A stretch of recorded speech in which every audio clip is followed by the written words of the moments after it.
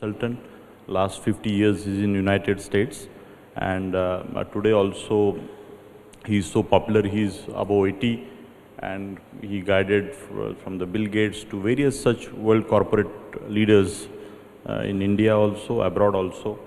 And sir, your participation, and of course he's guiding us here at our center of MIT World Peace University, MIT group of institutions, all other our executive directors, other trustees, and even this Professor Tapan Pandaji at the professional level, at the institution level, and also for the governance of our complete university, how we can make a robust system for further evolution of this very prestigious institution in the vastness of globe. So here is one such man who is guiding us. Thank you so much for your participation, sir, and your commitment, and we all feel very proud that all the diaspora who is at such position internationally doing so well.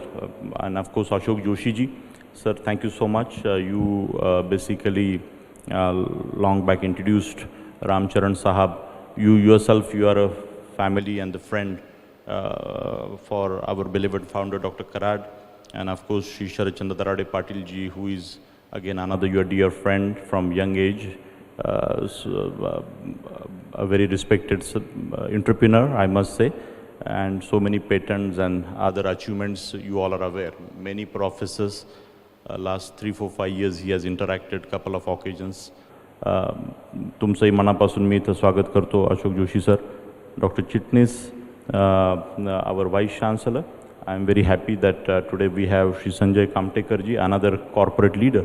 I requested he is from United States, and again Ashok Joshi ji introduced Shri Sanjay Kamtekar ji, who is worldwide. He is working for various, the automobile sector and various other sectors. He's a senior corporate leader and the president in US. Over 1,000 people are reporting to him, and today he's very much from Maharashtra, and he's here with us. I said, why can't you also share your mind? So in the last minute you accepted our invitation. Thank you, Dr. Sanjay Kamtekar ji. Professor Tapan Panda, Professor, आपका तो मैंने नाम लिया. Our dear Shri S.N. Pathan ji, who is again a very dear friend of our founder, and later after post-retirement we all know that he joined this organization and this peace mission almost a decade now, and before that also you contributed so well, and you are a great force for this institution. All of the respected dean, directors, and the teaching, non-teaching, all the staff, and Dr. Karad, he manifested this particular endowment lecture series long back, and through this manifestation of this very endowment lecture series, I want to say that the World Peace Dome, what we see today, I think in his life there are many such experiences he has shared on the various occasions, but I feel establishment of this very prestigious endowment lecture series way back 27 years before, he must have got all those ideas, and further the culmination what we see today, this World Peace Dome and various ideas, and the World Peace University, of course. We have been just discussing about this World Peace Center, but ultimately evolution of our MIT as an engineering college, and further now MIT World Peace University. I think this particular lecture series has played a very, very important role, my dear friends. So ये सब बताने के पीछे मकसद इतना ही है कि आप सब लोग एक छोटी सी शुरुआत, एक छोटा सा मैनिफेस्टेशन, कब इंजीनियरिंग कॉलेज निकालने के बारे में भी, या एक इंजीनियरिंग कॉलेज निकालने के बारे में भी कैसे उन्होंने मन में विचार लाया, और उसके बाद कैसे कैसे पिछले 40 सालों में क्या क्या हुआ, ये हम सब लोग काफ़ी ओकेजन्स के ऊपर सुनते आए हैं. लेकिन मैं आज के इस particular capacity building program, I must say that this is one way capacity building program. Samarpanananda ji, आपका यहाँ पे आज का आना, या सर आपका भी यहाँ पे आना, मतलब we have started one very important peace syllabus, which of course was introduced long back 4 decades before, and very in a structured way now we are trying to imbibe that particular thought process in the minds of students. this is a small number of teachers, not the, because parallelly our education delivery is going on in this very campus. So there are over 2,000 staff members, but out of which hardly 300-400 people are here. But idea is that in the next 7 days, for various sessions, various batches of people are going to be a part of it, and that is a tradition. From morning 7 we start till the evening 7 o'clock with the afternoon little break. This journey goes on, and all these very ideas of our founder to really penetrate at the bottom level. This particular endowment lecture series, when I say bottom level, particularly the final aim of any education, higher education center is to transform the students. And our mission is the life transformation of the students. You know, you may be a good engineer or a doctor or whatever area you may go into, but that very sentence of Swami Vivekananda, which inspired our founder, that unification of science and spirituality alone can bring peace to the mankind. And with that very motto, we, all the teaching fraternity, non-teaching fraternity, we are working relentlessly on this very mission that हम बच्चों के मन के ऊपर इसका परिणाम कैसे हो, ट्रांसफॉर्मेशन कैसे हो, और इन सब चीज़ों को इस पर्टिकुलर सीरीज़ के माध्यम से आगे ले जाने का हमारा प्रयास है। कल सुबह 7 बजे से योगा शुरू होता है, कुछ नए मेंबर्स होंगे, उनको आप एजुकेट करिए। बहुत अच्छे से हमारे पाड़ेकर जी यहाँ पे बैठे हुए, सर आपका भी यहाँ पे बहुत दिनों बाद दर्शन हुआ, आपका भी यहाँ पे स्वागत, अभिनंदन।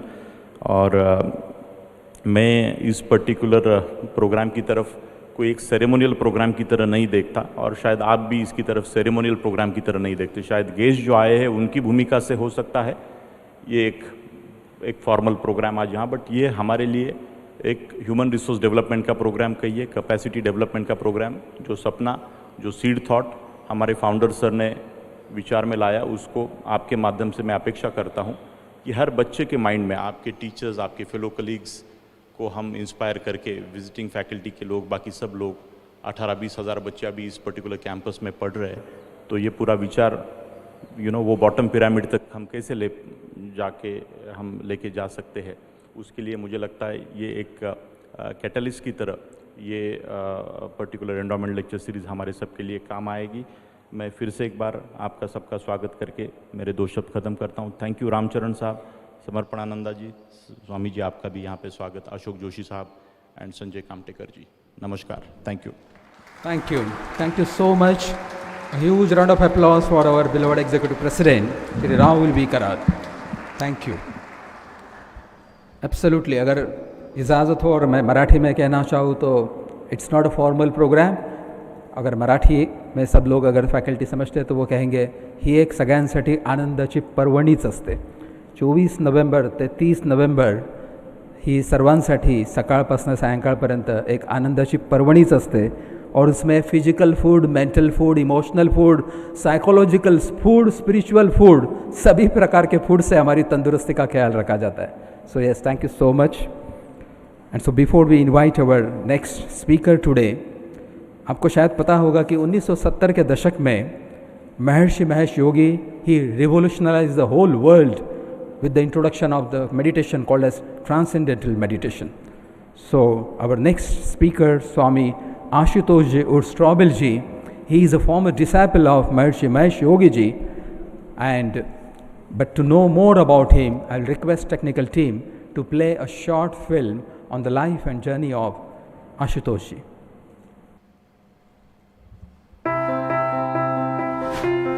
Swami Ashutosh Urs Straubel is born in 1954 in Basel, Switzerland.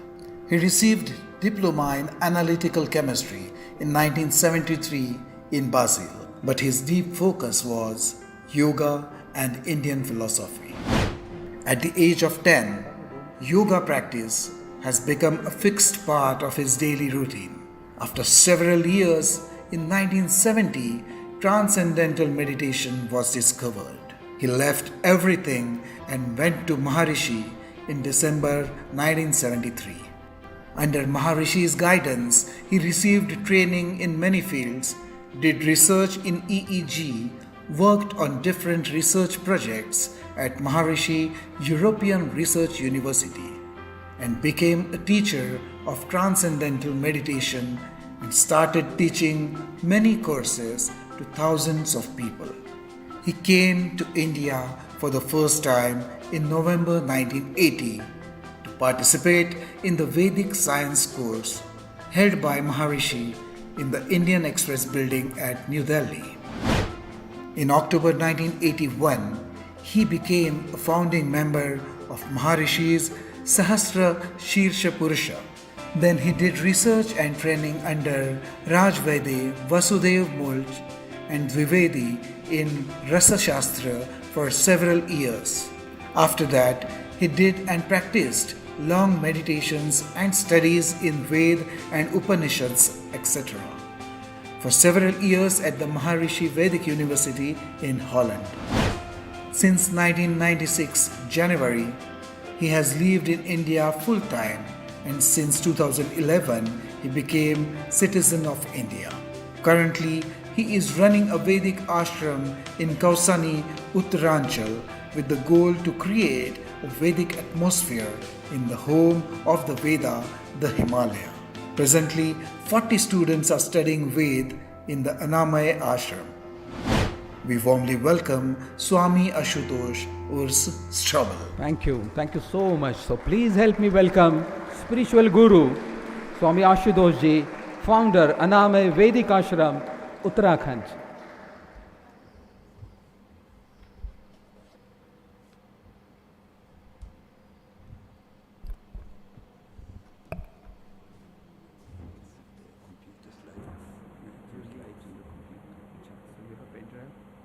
Have you given pen drive? I have given the computer to Amit. Acha, you have given computer? Yes, Amit.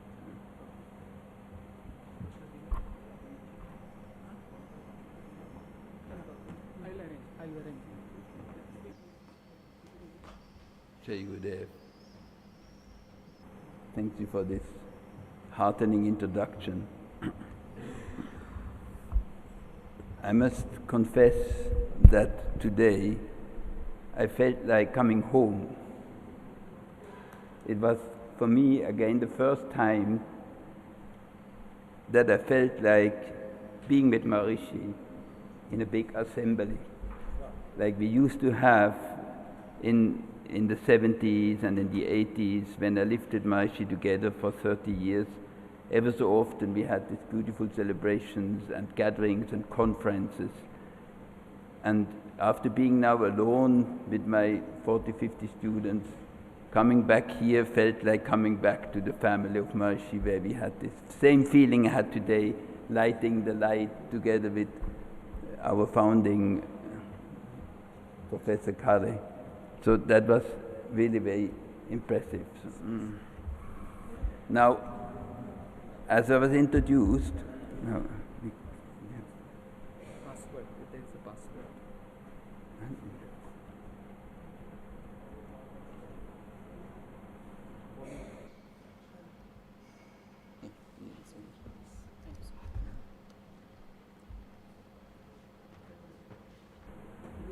Now,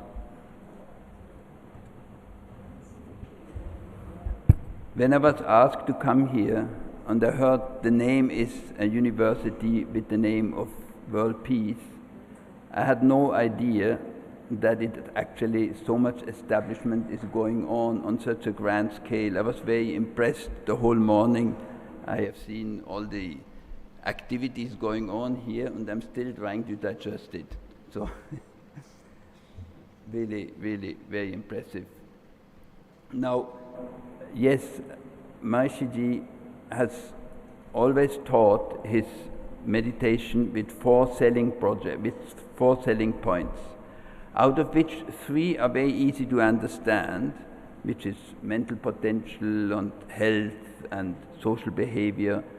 But then there was a fourth point which was always very difficult to integrate, and how does a person start to meditate because he would be a contributor to world peace. That is very abstract and difficult to comprehend, and I have not understood it for many years. The first time Maharishi has shocked us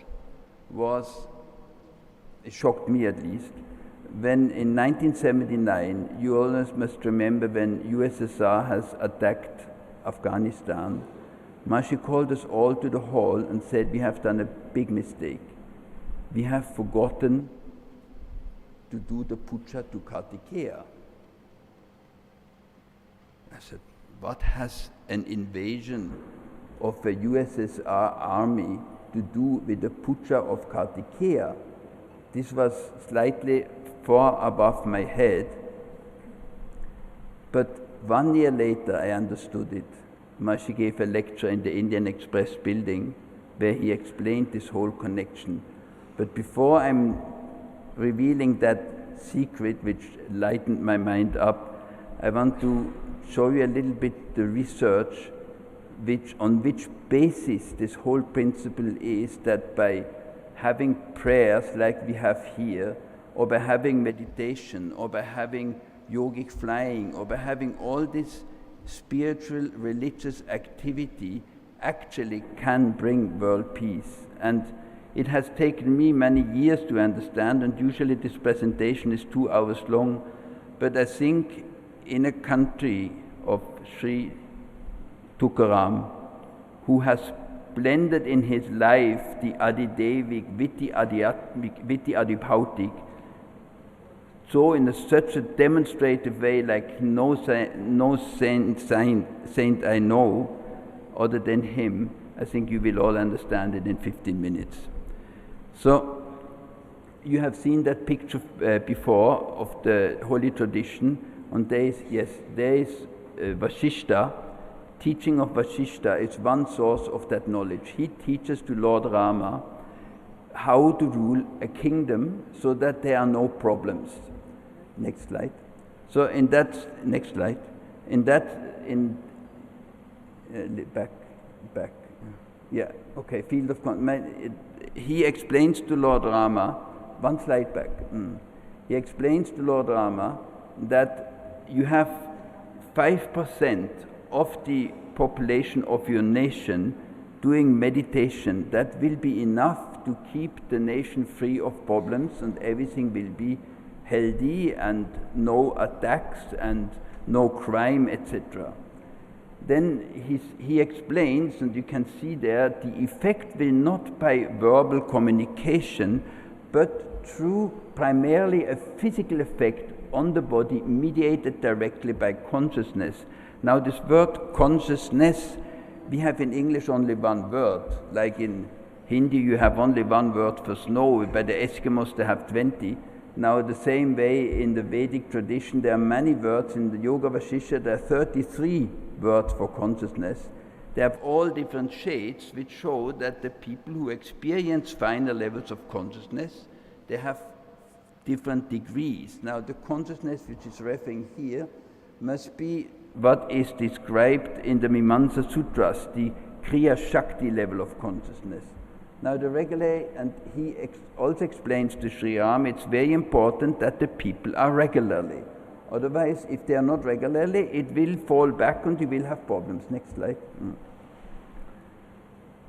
Next slide. Now, he says that a group of siddhas who practice the meditation sutta will be enough to do for the peace of the nation. Next slide. Now, you see, meditation has one effect, but he explained that if you have siddhas, which, because the 5% inside the population you cannot control, you don't know whether they are doing it or not. But if you have a small group of siddhas who do also siddhis and yogic flying in your palace under one roof, that will be as effective as 5%. Unfortunately, Vasishtha is not saying exactly how much you need, but he says that it's much more effective, especially because it's in a group. It will have an effect of squared. Now, I found in one other text, in the Shiva Samhita, where it says if the yogi lifts up and has the yogic flying effect, then he will purify the whole world, destroys the darkness in the world. Next slide. Now that is square root. This is the square root. That means the n square effect is what Vasishtha refers to. And you know from science that a small unit of orderliness is much more powerful than a huge amount of chaos. Next slide. So that is the principle of this, and by that we can govern a nation in peace, happiness, prosperity, and in integrity free of attacks, if we have enough people producing that effect. Next slide. We call this thing the Maharishi effect in honor of Maharishi, who emphasized it to the world, and is compared to the Meissner effect, where we have a complete state of orderliness in an electric current, where no penetrating field can go in. Same thing is with the kavach, you can say. Next slide. Purity basically is triumphing. Next slide. Now here we have our yogic flyers, and now let's see what effect they have. I showed you now the Brahman on the level of our Vedic texts. Now I'm showing you 3-4 of these modern science, because that is another proof which we have seen. Next slide. This was one of the first researches on yogic flying we did in 1978, where we sent in each nation, we had a group of people going to a certain district of a nation, like Rhode Island in the United States, and in other countries. In India we have taken New Delhi, in Germany we have taken Bavaria, in Switzerland, Uri, etc. So all the teachers who learned the yogic flying technique went there, and for several months were doing just that in that place, plus teaching meditation to as many people as possible, to see for the coming 3-4 years if the effect can be maintained. And we have taken a statistic of events in these from the government, statistic on different, next slide, we can see there. And if you look through it, then you will see that there are always superlatives. The largest decreased, the first time it decreased, the best, and you see it, suicide dropped, and divorce dropped, marriages increased, and traffic accidents, fatalities less, murder fell, all these different 12 parameters I think they have taken, were dramatic turnaround. Next slide. This research had a p-value of 1 in a million chance that it was a coincidence. It was combined with 3 more nations, New Delhi, Puerto Rico, and the Philippines, and that was then published in the Journal of Mind and Behavior. Next slide. Now, this, in the same year, we tested in 5 places in the world, one in Puerto Rico. President Santosh invited us, and I mind you, whenever Maharishi has done these things, we informed the government or went by invitation. It's not that we came to the back door and tried out and see whether it works. No, we came to the front door and said, it will work, watch it out, test your statistics, observe what is happening in the nation. So we sent 160 people to Nicaragua and 140 to neighboring countries. And it was a dramatic turnaround. From the moment the people arrived there, the whole chaos which was in the country and thousands of people who have been dying stopped. President Santosh announced election, and the prisoners got released and all that. And the moment the people left, the whole thing collapsed again.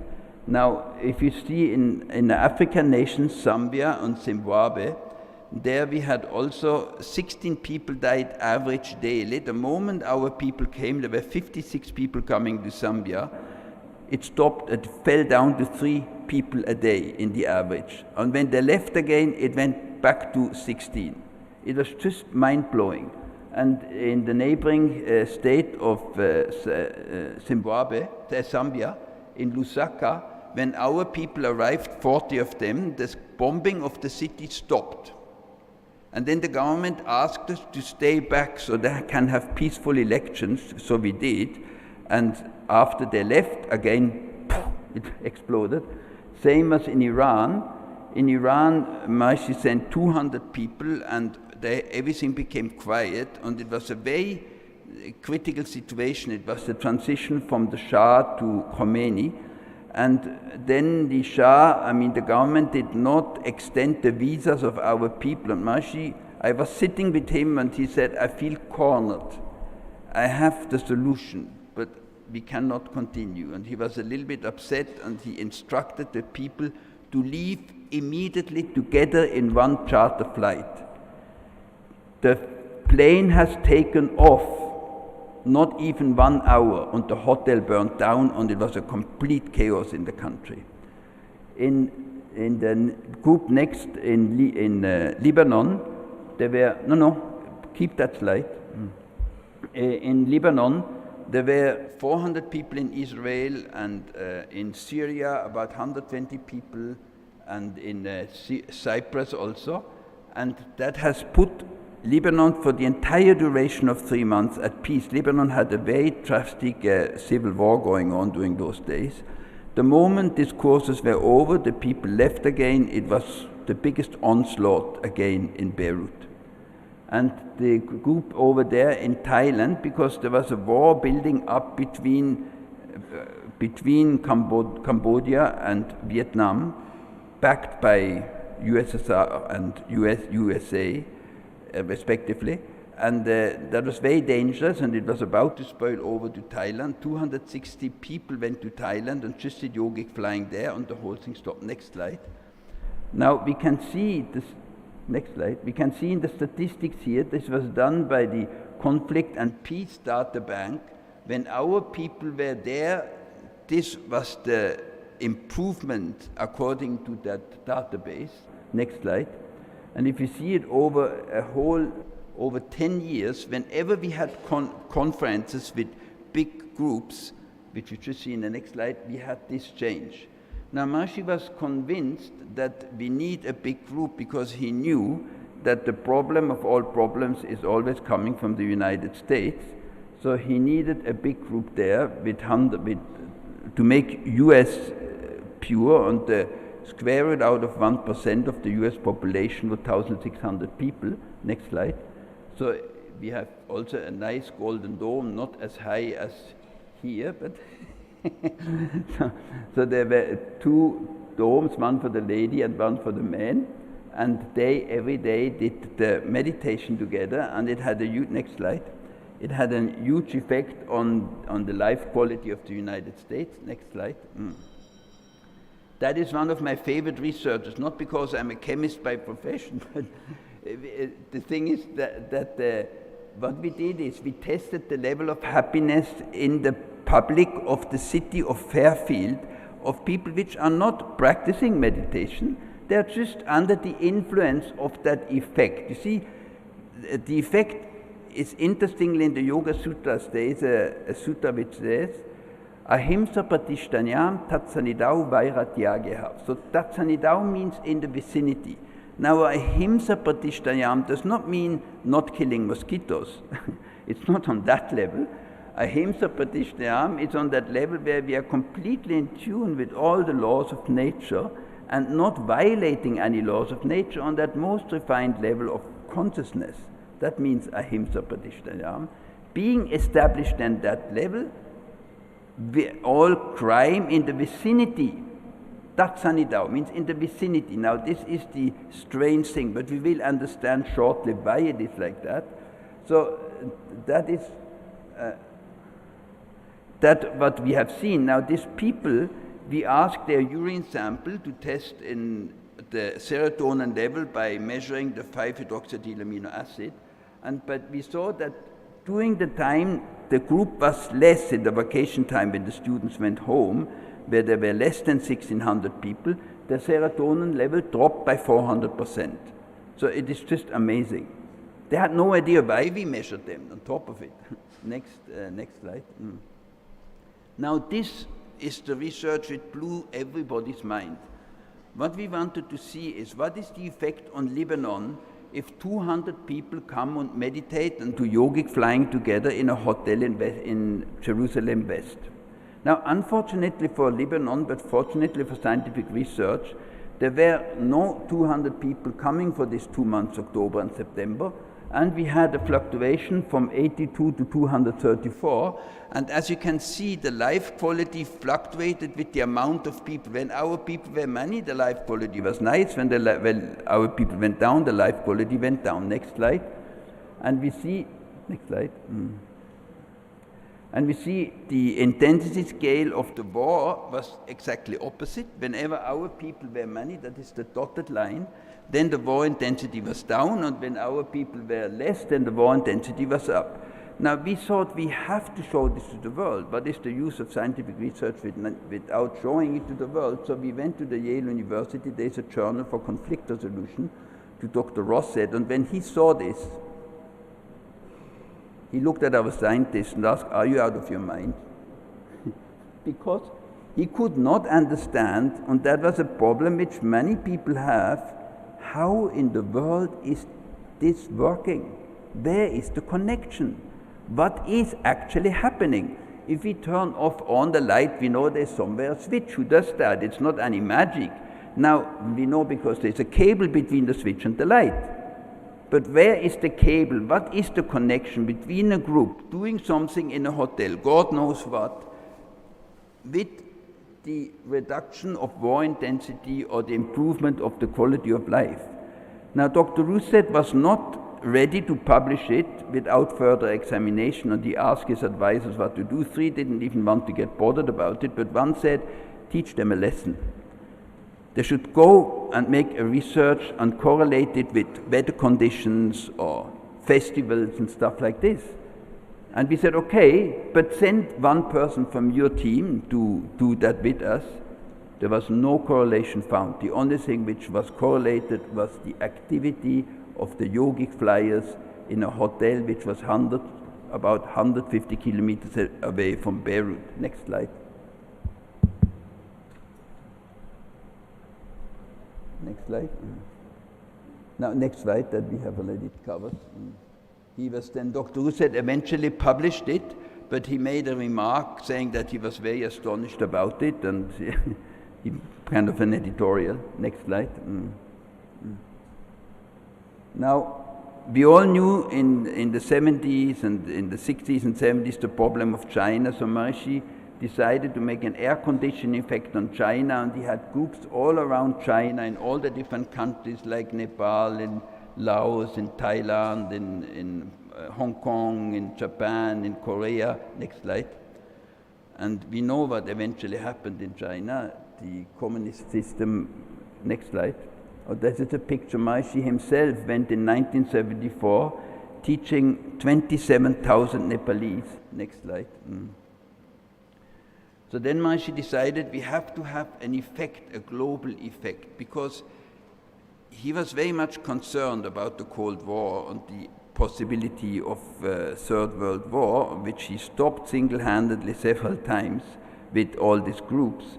And that was one occasion which we found out later that during that time there was actually a plan of the USSR to attack, because they had a misunderstanding from the aggressive speeches President Reagan gave.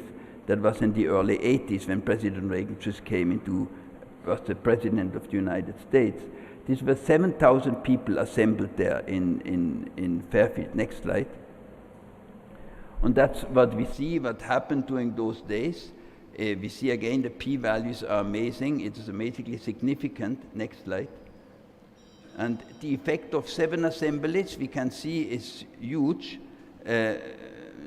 All these people in different groups in different months. Next slide. 5 minutes. There you see huge effect during those times whenever this assemblies was in the world. Next slide. Now you see the p-value is 19 zeros. This is not heard of in sociological or psychological researches. Next slide. This was a group in Washington where we said to the police chief, you will see the crime rate goes down. He laughed and went to the TV and said, we need 2 feet of snow that the crime rate in Washington goes down. And it was a July course. Well, next slide. You see what happened. Our people came, crime rate went down as we predicted. We predicted 20%. It went down 23.3%. Next slide. So Maharishi was now really concerned to break the Berlin Wall. And he started to collect thousands of Vedic Pandits and met them in yogic flyers. There's a picture here of Maharishi Nagar in Noida. And we made huge yagyas, which was financed by the German movement. And he said in 1987, he said to Dr. Röder, from now on, you can count the days until the Berlin Wall fell in 1987. That was 2 years before it happened. Next slide.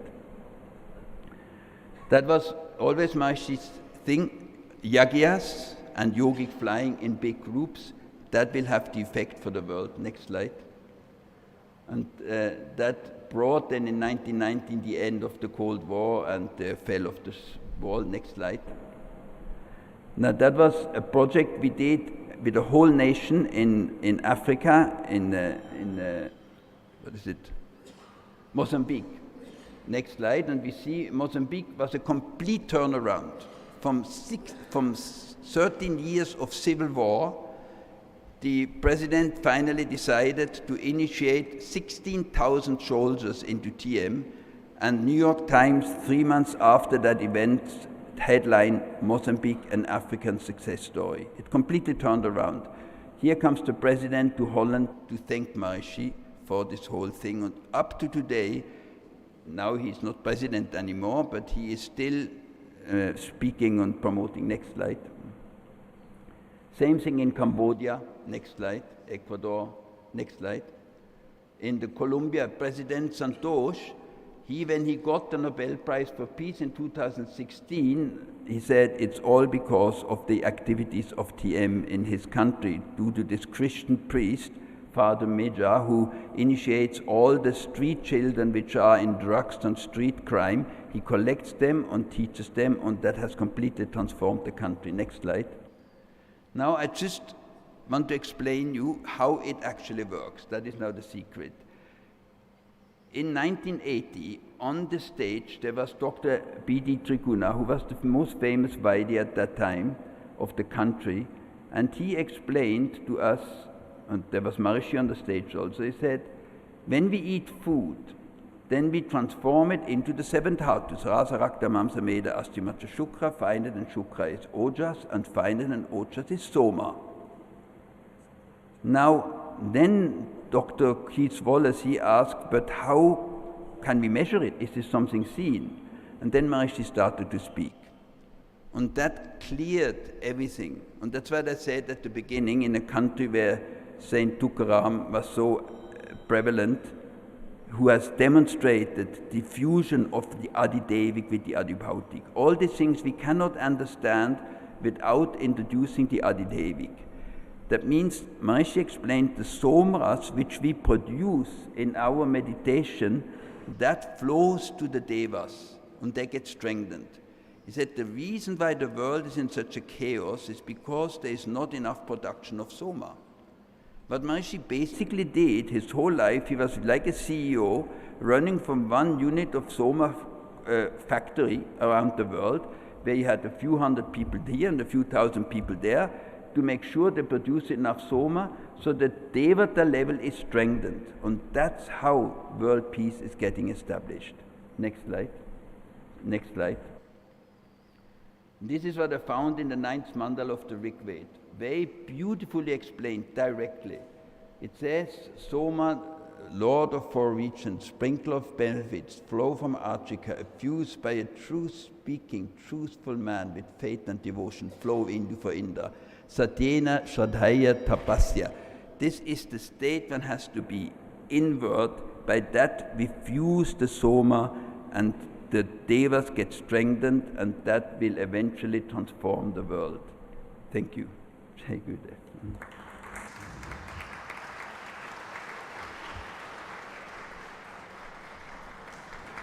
Thank you so much. A huge round of applause, friends. Thank you so much.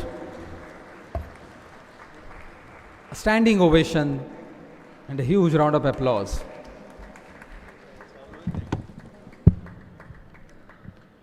Friends, just a thought came to my mind when I saw his name as Swami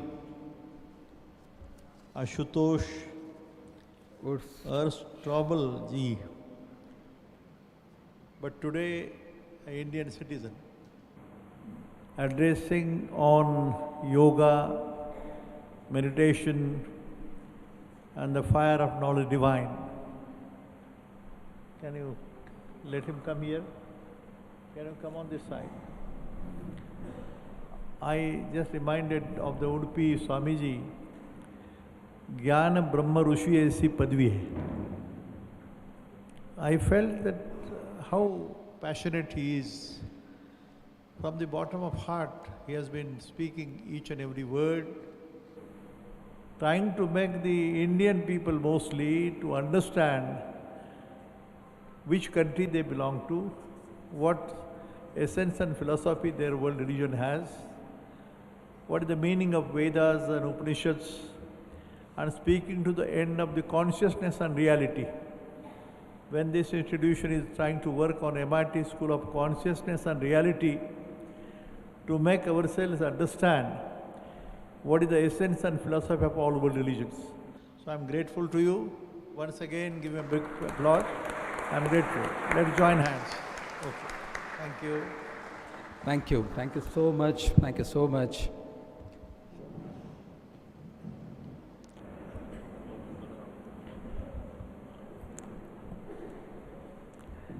Square root of the 1% population of India 3000 से 3500 होता है. तो revered Karad sir, अगर 3 से 3500 बच्चे हमारे यहाँ पे रोज़ अगर 30 से 40 मिनट का ध्यान करेंगे तो उसमें इतनी क्षमता है कि we can transform the consciousness of the whole India, अगर ये महर्षि इफेक्ट का अगर हम ये फॉर्मूला इस्तेमाल करते हैं. So that is a possibility and immensely contribution to the Vishwa Guru as the dream of revered professor Karad sir. So moving ahead, our next speaker is Dr. Sanjay Kamtekar ji. Sanjay Kamtekar ji is Divisional Vice President, Global Marketing Strategy, Kameka. He also served in Montic Inc., Nippon Kayaku Group Company as a Vice President and General Manager Sales, Marketing and Business Development. He did his MBA in Managerial Finance Strategy from DePaul Dryhouse College of Business, and then went on to do his MS and PhD in Analytical Instrumentation from University of Massachusetts, Lowell. So ladies and gentlemen, please put your hands together and welcome Dr. Sanjay Kamtekar ji.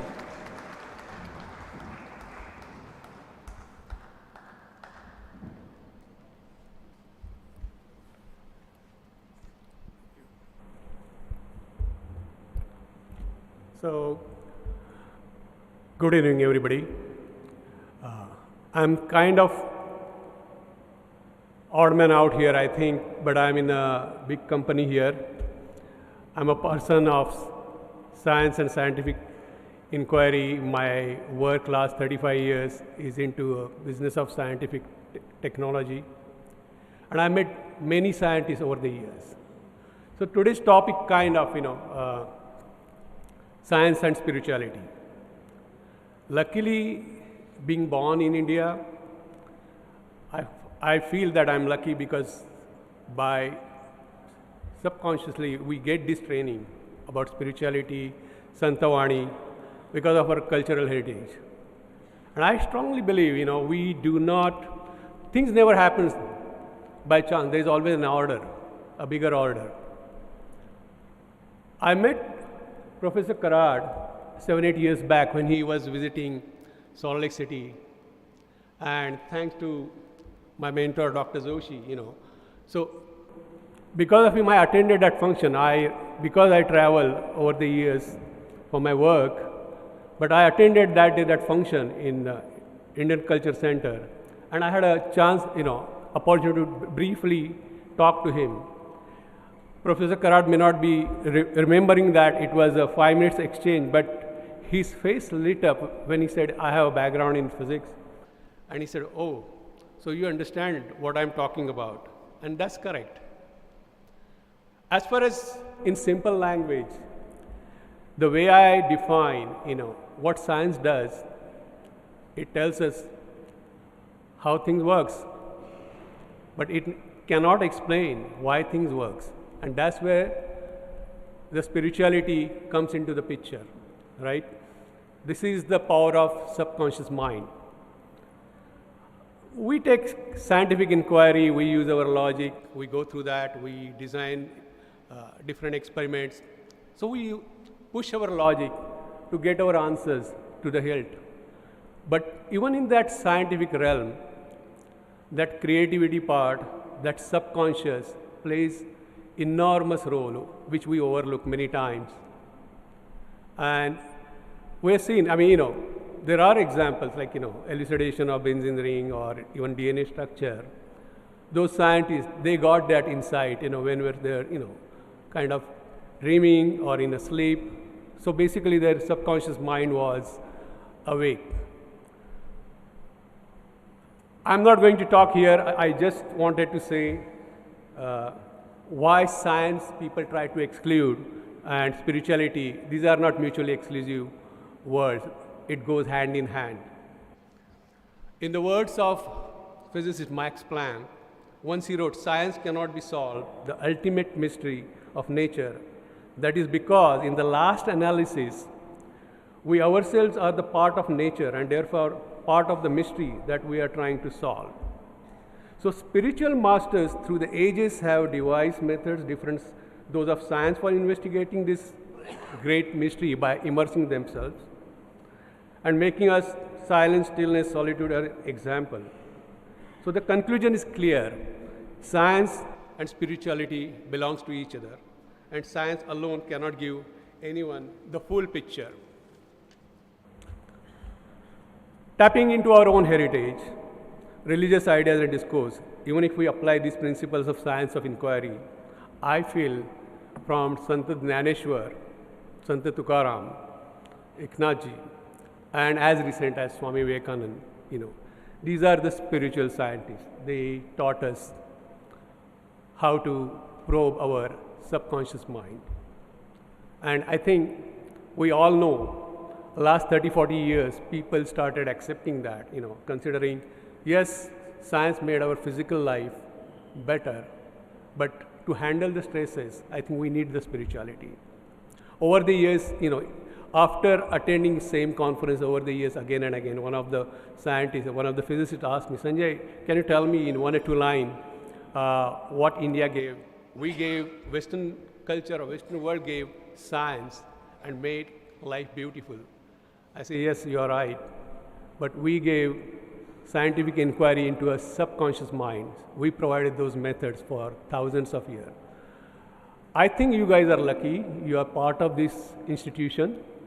It's not easy to have a vision, but implementing that vision in such a commercial world is not an easy task. And I'm not saying this to please anyone, because I strongly believe that, and you are the part of shaping the future generation. You are the people who will be making these tomorrow's entrepreneurs, scientists, engineers. And I feel like they're lucky that they got you and they are going out in the commercial world, well equipped to handle the stresses. The functionality, it will come from their scientific training, but they will handle life through this spirituality. Here I will stop. Thank you very much for giving this opportunity. I'm glad that I'm here. Thank you. A huge round of applause. Thank you so much. A perfect 10 he scored at the minute of the 5th minute. He completed. And well said, sir, that part cannot solve the whole, or the problems of the mind cannot be solved at the level of the mind, and therefore we need to go beyond mind. Then only we can handle the problems. Thank you so much, sir, for this wonderful lecture. Next, moving ahead, we are going to have a very, very special guest, Swami Sampurnanandaji. He is the author and monk, Ramakrishna Mission, Belur Math, and he has been the prolific speaker and visiting IITs and IIMs. So to take a look at all his life and journey, I request technical team to play a short video on his life and journey. Swami Samarpanananda is an author and a monk of the Ramakrishna Mission, Belur Math. He is a teacher at Ramakrishna Mission, Vivekananda University, Belur campus.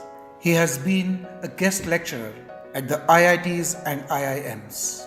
He came in contact with the monks of the Ramakrishna order as a young student. Inspired by them, he joined the organization at the age of 20 and became sannyasin at the age of 30. Since his joining, he has worked at various centers of the Ramakrishna order, including Devghar, Advaita Ashram, Narendrapur, Kanpur, and various others. He was principal of Ramakrishna Mission Vidyapit, Devghar, and was the head of Ramakrishna Mission, Chapra, Bihar.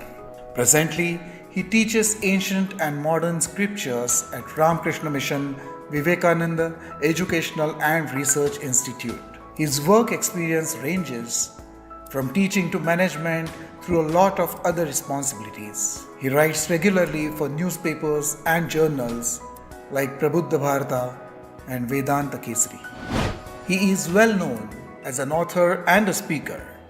His first book, Tia, A Parrot's Journey Home, was published in 2009. Dr. APJ Abdul Kalam highly appreciated the book and recommended it freely as one of the top 5 must-read books. Tia is a suggested read for English for class 11th and 12th under CBSE curriculum. The prime focus of his works is self-realization. Major books written by him include Tia, A Parrot's Journey Home, Param, Jungle Zen Sheru, Carving a Sky, A Perspective on Life. We warmly welcome Swami Samarpanananda. Thank you so much. Please welcome with a round of applause Swami Samarpanananda ji.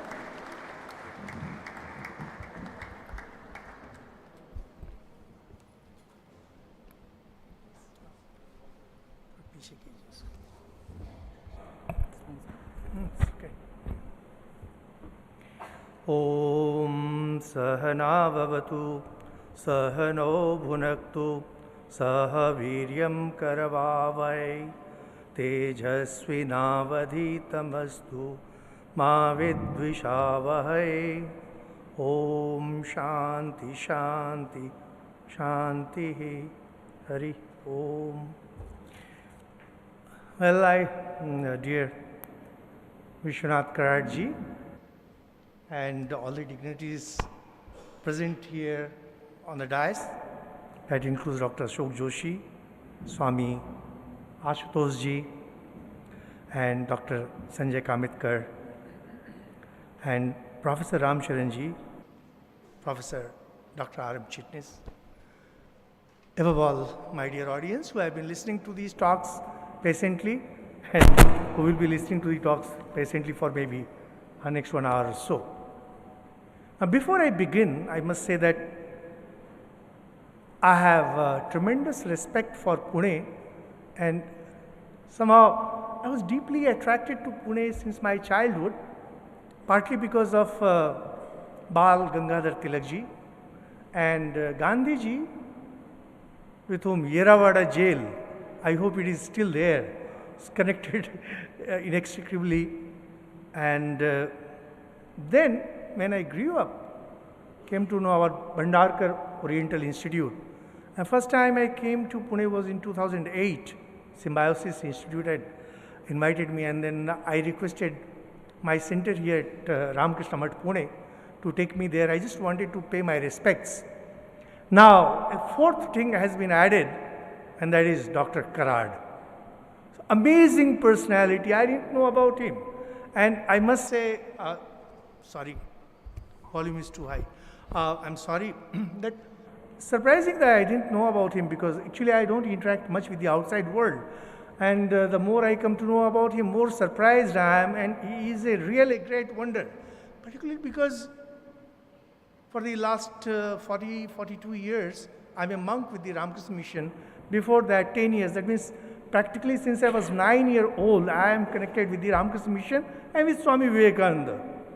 Now, when Swamiji was talking about Karma Yogi, when he was talking about uplift of India, and when he was telling that education is the panacea of all the evils of the country, you certainly find Dr. Karad, the living specimen of all that Swamiji was talking about.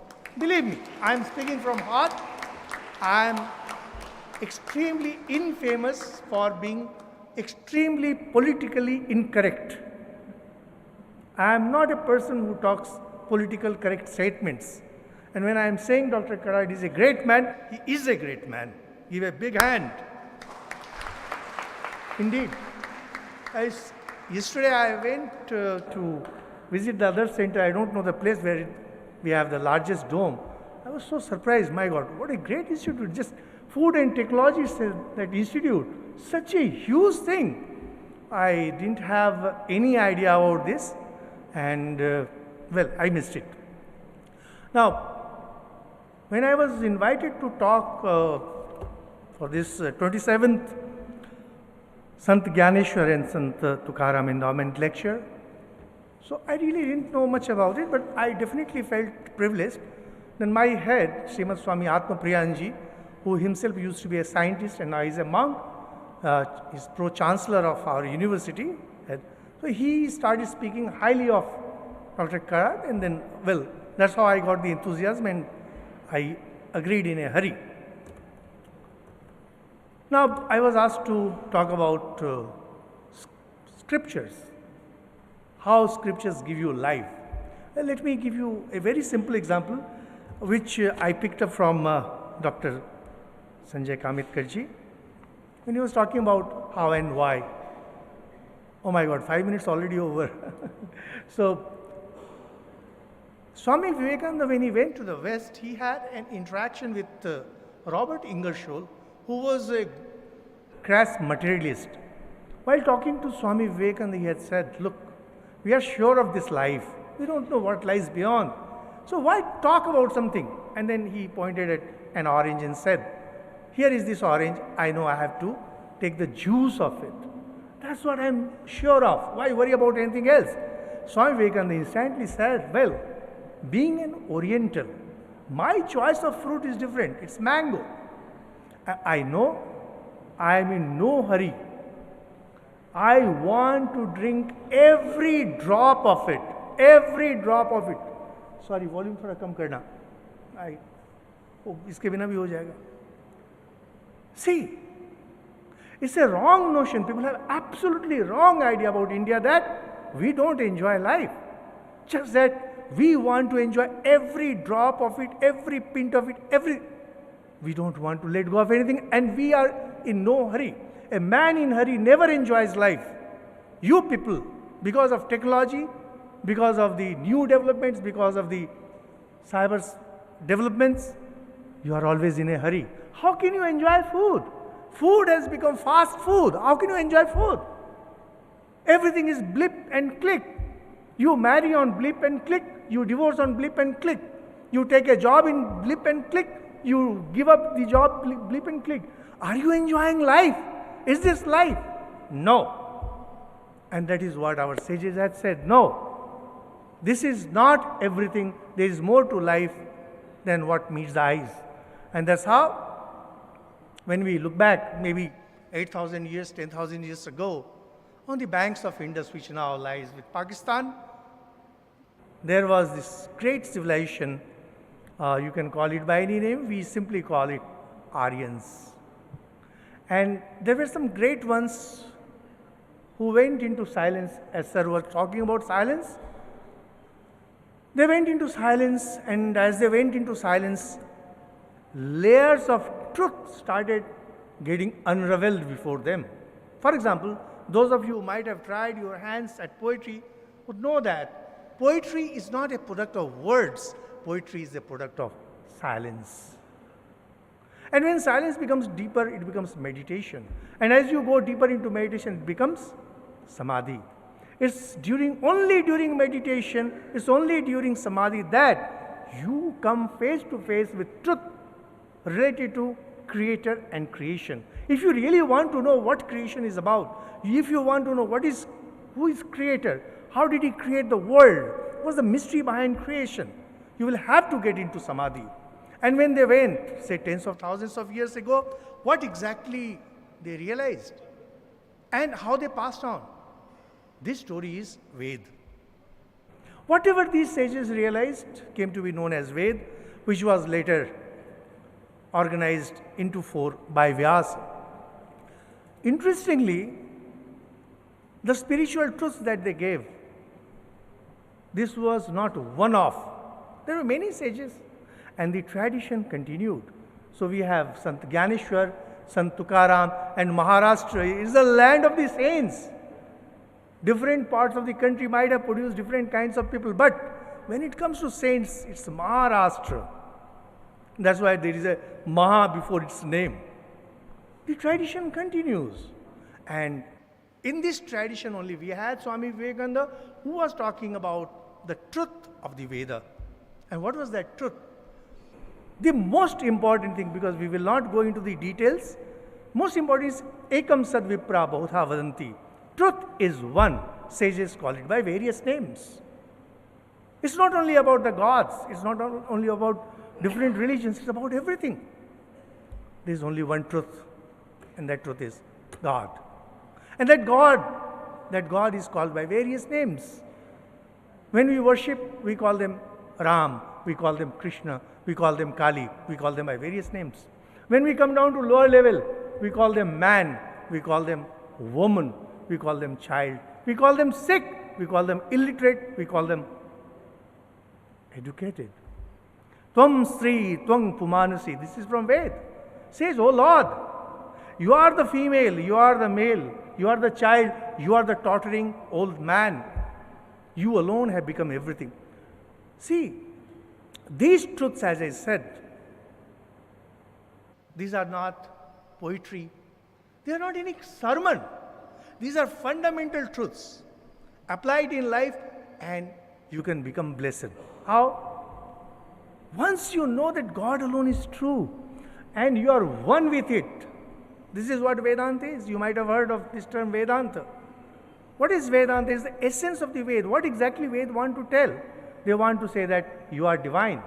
And the best explanation, the best definition of Vedanta as being the preacher of the divine came from Swami Vivekananda when he famously said, education is the manifestation of the perfection already in man. You are divine. Through education, your divinity gets manifested. Religion is the manifestation of the divinity. And he said, civilization, when you call a country civilized, is the divinity that's getting expressed. Not only that, he went on to say evolution. Evolution is the divinity that is already in a soul. Is the soul manifesting itself. And that's how the evolution takes place. It's all about divinity. Hindu religion is all about divinity. See, nowadays we hear a lot of criticism from different quarters. There are liberals, then there are communists. No, I don't want to name them. The thing is, they are talking about as we are the irrational people. We have these practices, that practices. What are you comparing with what? You take up your ideal and you compare with our practices. This is unfair. If you want to practice, compare your practices with my practices, compare your ideal with ideal, and let's see where you stand. I have a communist friend, a very good friend of mine. He was once talking about, we talk about equality of men. I said, we talk about the divinity of men. If you have to talk, talk equally. Talk at the same level. Don't compare this with that. You are taking your philosophy, your ideals, and comparing with my practices, and practices of whom? Persons who are spiritually ignorant, spiritually challenged persons. That's not how comparisons are made. But what is there for me and for you? The time is so limited, I can... anyway, so see, one of the finest Upanishads, which is part of the Ved itself, Yajurved, Shukla Yajurved, known as Ishavasya Upanishad, it says, once you realize that everything is divine and you are divine, tatra ko moha ka shoka, what kind of delusion you can have? What kind of sorrow you have? Do you have sorrow? Here, dear audience, have you ever felt sad? Ever in your life? Why? Why did you feel sad? Because you thought you are a body, you are a human being. You thought you love this person, you love that person. Why? Because you forcibly limited yourself. When you forcibly limit yourself, your sufferings begin, your delusion begins, your tears roll down your cheeks.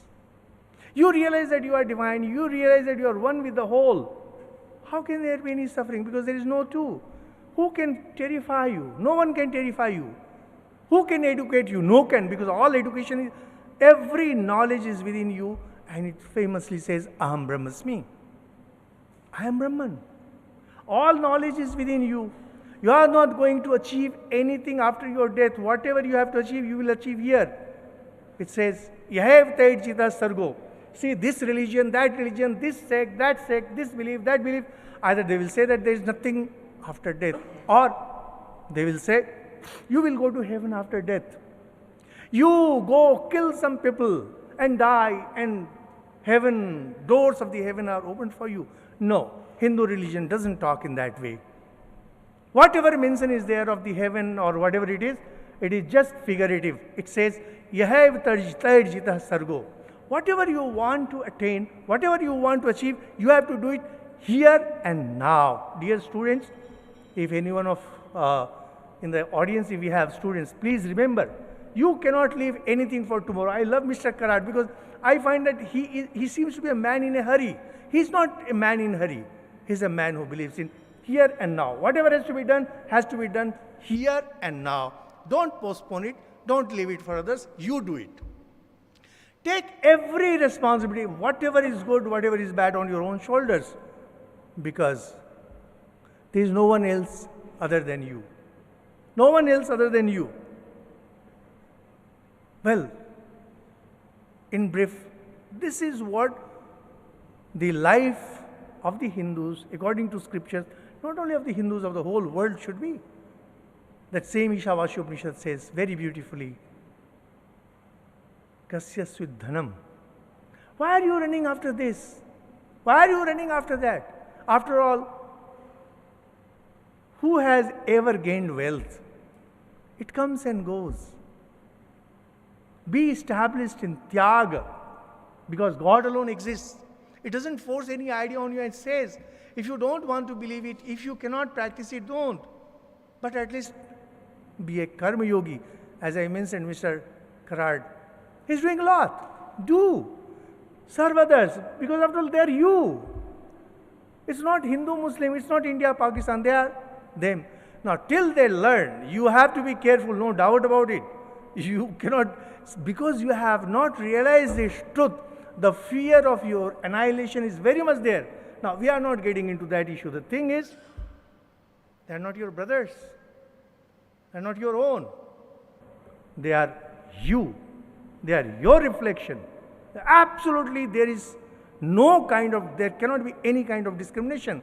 This is what Hinduism has practiced for the last 10,000 years. This is what it will practice. It cannot change. Even if some politician, even if some thinker wants to change, he cannot change it. This is known as Brahma Vidya. Brahma Vidya. Brahman alone exists. There is nothing else.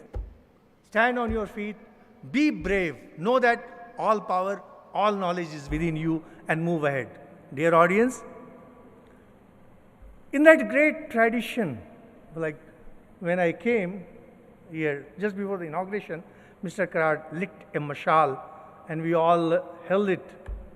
It was like a relay race. That mashal, the lamp, it was handed down to us. We carried it to some length. Now I'm getting old. Mr. Karad is getting old. And people who held it, many of them are gone. Many are getting old. The responsibility now lies on you. Dear listeners, those of you who are young, the responsibility of carrying on with this lamp lies with you. Wake up, get up, and carry this great message of the Vedas, Hinduism, and India forward. Thank you so much. Thank you so much.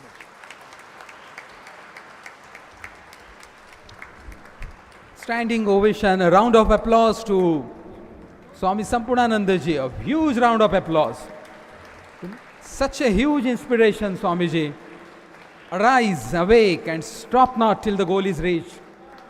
Thank you. Thank you so much.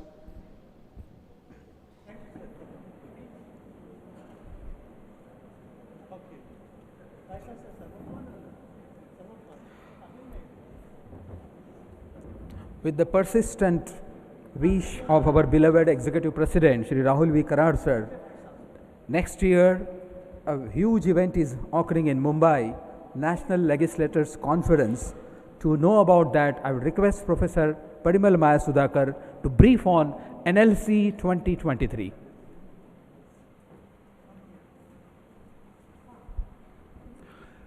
Respected dignitaries on the dais and off the dais. In the year 1996, Revered Professor Dr. Vishwanath Karad sir has initiated this great journey to inspire people to come together to establish peace and harmony. This journey was further taken forward by Shri Rahul Karad sir in the year 2005 when he established the School of Government to inspire and encourage the youth to join politics, to serve the country through the politics. The School of Government has given birth to many social initiatives like Bharatiya Chhatra Sansad, National Women's Parliament, Rashtriya Sarpanch Sansad, National Teachers Congress, and has galvanized our society to work in cohesion to make our democracy a better democracy and eventually the best democracy in the world. Now this journey of making our democracy the best democracy, it is taking a new giant leap in the year 2023, wherein the prominent leaders of our country, many speakers of state assemblies, they are coming together under the banner of School of Government to organize National Legislatures Conference, wherein elected representatives of all the state assemblies and state councils, for the first time in our history, are coming together to brainstorm on, to think upon the future of our democracy. I request our technical team to play a concept film on the National Legislatures Conference.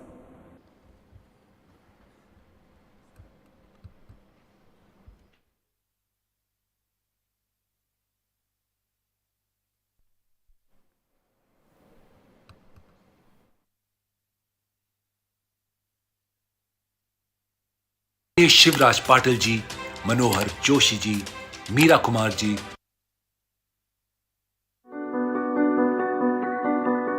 Bharat विश्व के सबसे विशाल लोकतंत्र के 75 साल, इन ऐतिहासिक पलों को महत्वपूर्ण बना रहा है लोकतंत्र का महाकुंभ, यानी प्रथम राष्ट्रीय विधायक सम्मेलन का भव्य आयोजन।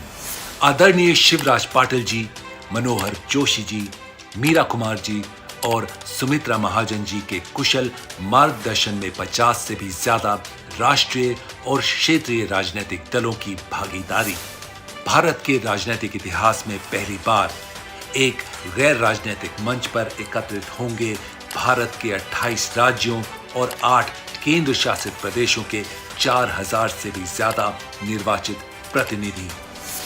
इस 3 दिवसीय वैचारिक मंथन में होंगे 40 से ज्यादा समानांतर सत्र जो तय करेंगे नए भारत की सुनहरी तस्वीर, जैसे कि विधायकों के प्रदर्शन में सुधार, सुशासन के लिए नए प्रयोग, सामाजिक समावेश पर आधारित भारत का आर्थिक विकास, कैसे बने सफल और संवेदनशील जनप्रतिनिधि, भारतीय लोकतंत्र को एक नई दिशा में ले जाने वाला भागीरथी प्रयास, यानी राष्ट्रीय विधायक सम्मेलन 2023। क्या है ये राष्ट्रीय विधायक सम्मेलन? एक मंच जो विधायकों को अपने दायित्वों के निर्वहन में करेगा और अधिक सक्षम, जिससे शक्तिशाली होगा हमारा लोकतंत्र।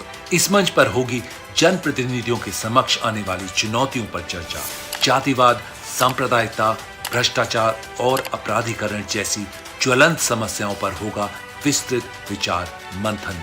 राष्ट्रीय विधायक सम्मेलन 2023 जो लिखेगा भारतीय राजनीति की एक नई इबारत, जहां विभिन्न राजनीतिक विचारधाराएं आपसी मतभेदों को भुलाकर करेंगी लोकतंत्र को शक्तिशाली बनाने का अमृत मंथन, जहां मिलेगी युवाओं को राजनीति में आने की प्रेरणा, जहां लिखा जाएगा सुशासन, नेतृत्व, लोकतंत्र और विश्व शांति निर्माण का एक नया अध्याय। भारतीय लोकतांत्रिक मूल्यों से मिलेगी दुनिया को प्रेरणा, जहां भारत को केवल सबसे बड़ा ही नहीं बल्कि सर्वश्रेष्ठ लोकतंत्र बनाने का होगा महायज्ञ। एक ऐसा यज्ञ जो ले जाएगा हमें परिवर्तन की ओर, आत्मनिर्भरता की ओर। भारतीय राजनीतिक इतिहास में उभर रहा है एक नया वैचारिक मंच। पहला राष्ट्रीय विधायक सम्मेलन 2023 National Legislators Conference 2023. On behalf of Shri Vishwanath Karad sir and Shri Rahul Karad sir, I appeal to all of you to be part of this historic mission and contribute in the success of National Legislatures Conference. Thank you.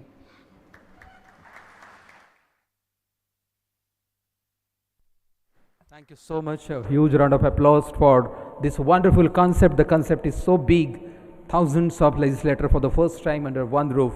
And thank you so much, Executive President sir, for this wonderful opportunity. Before we invite revered Vishwadharmi Professor Dr. Vishwanath D. Karad sir,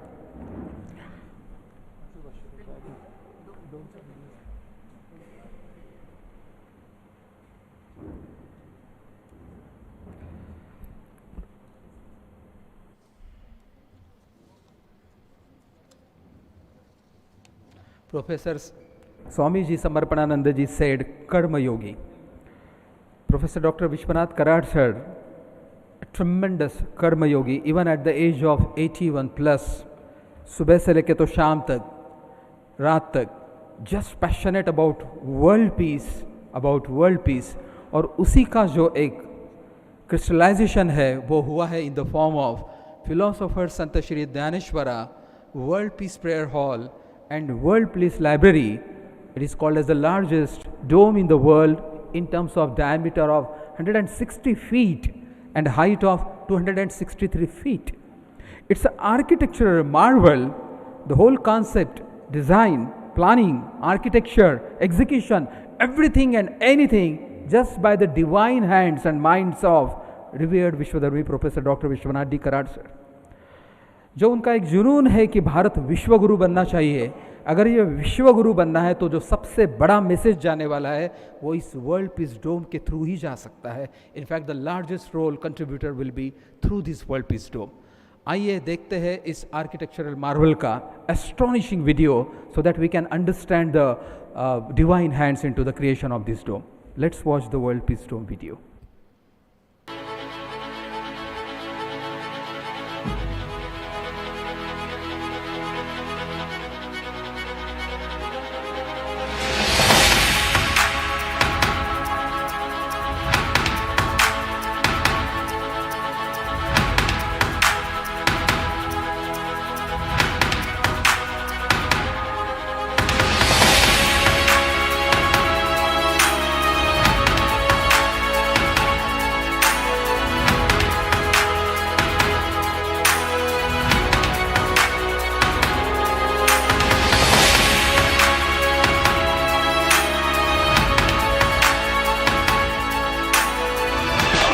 इक्कीसवीं शताब्दी में मेरी भारत माता विश्व गुरु बनने की काबिलियत रखता है. इट विल बिकम अ विश्व गुरु इन द 21st सेंचुरी. उसका छोटा सा उदाहरण, छोटा सा सिंबल यहाँ बन गया है, ऐसा मेरा मानना है. We have only two options. Either we live together or we perish together. It is in this context, this monument will stand. We look at this magnificent dome. To me, this is not just the biggest dome in the world. To me, this is the biggest idea, the biggest message to the world. This country has always propagated one thought, Vasudhaiva Kutumbakam, my dear friends. I must say that in the entire history after the independence since 1947, this is one of the unique steps towards the contribution of universal humanity.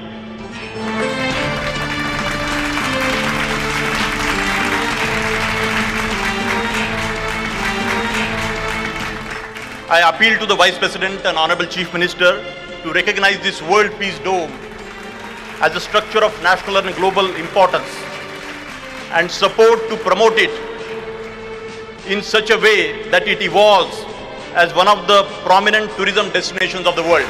We should remember and respect like Professor Vishwanath Karad and millions of people like that, and remember the great service they have done.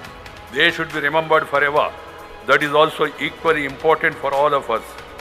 This is the message of this dome. This is the idea of the dome. This is the tallest, not only in size, but also in ideas.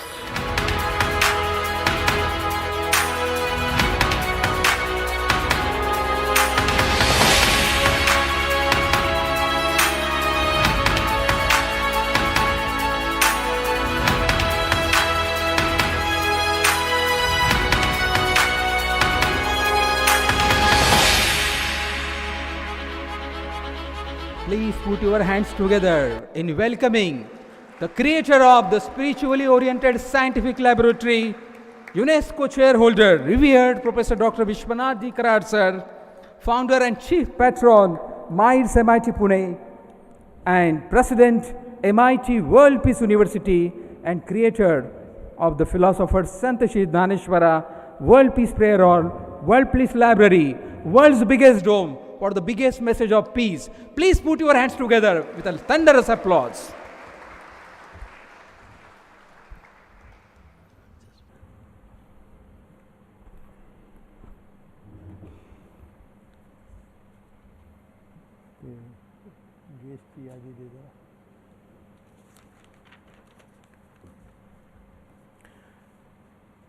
Friends,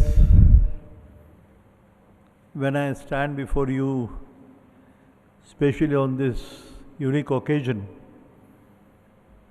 of the 27th philosopher Sant Shree Dnyaneshwara and Sant Shree Tukaram Endowment Lecture Series, which was started long back in the year 1996. 27 years journey, but I have been reminded myself that it was my great good fortune, and I have been always trying to search for understanding the role of men of science, men of religion, spirituality, and men of philosophy. As far as I know, that normally that time, the men of science, religion and philosophy, they never normally came on the common platform.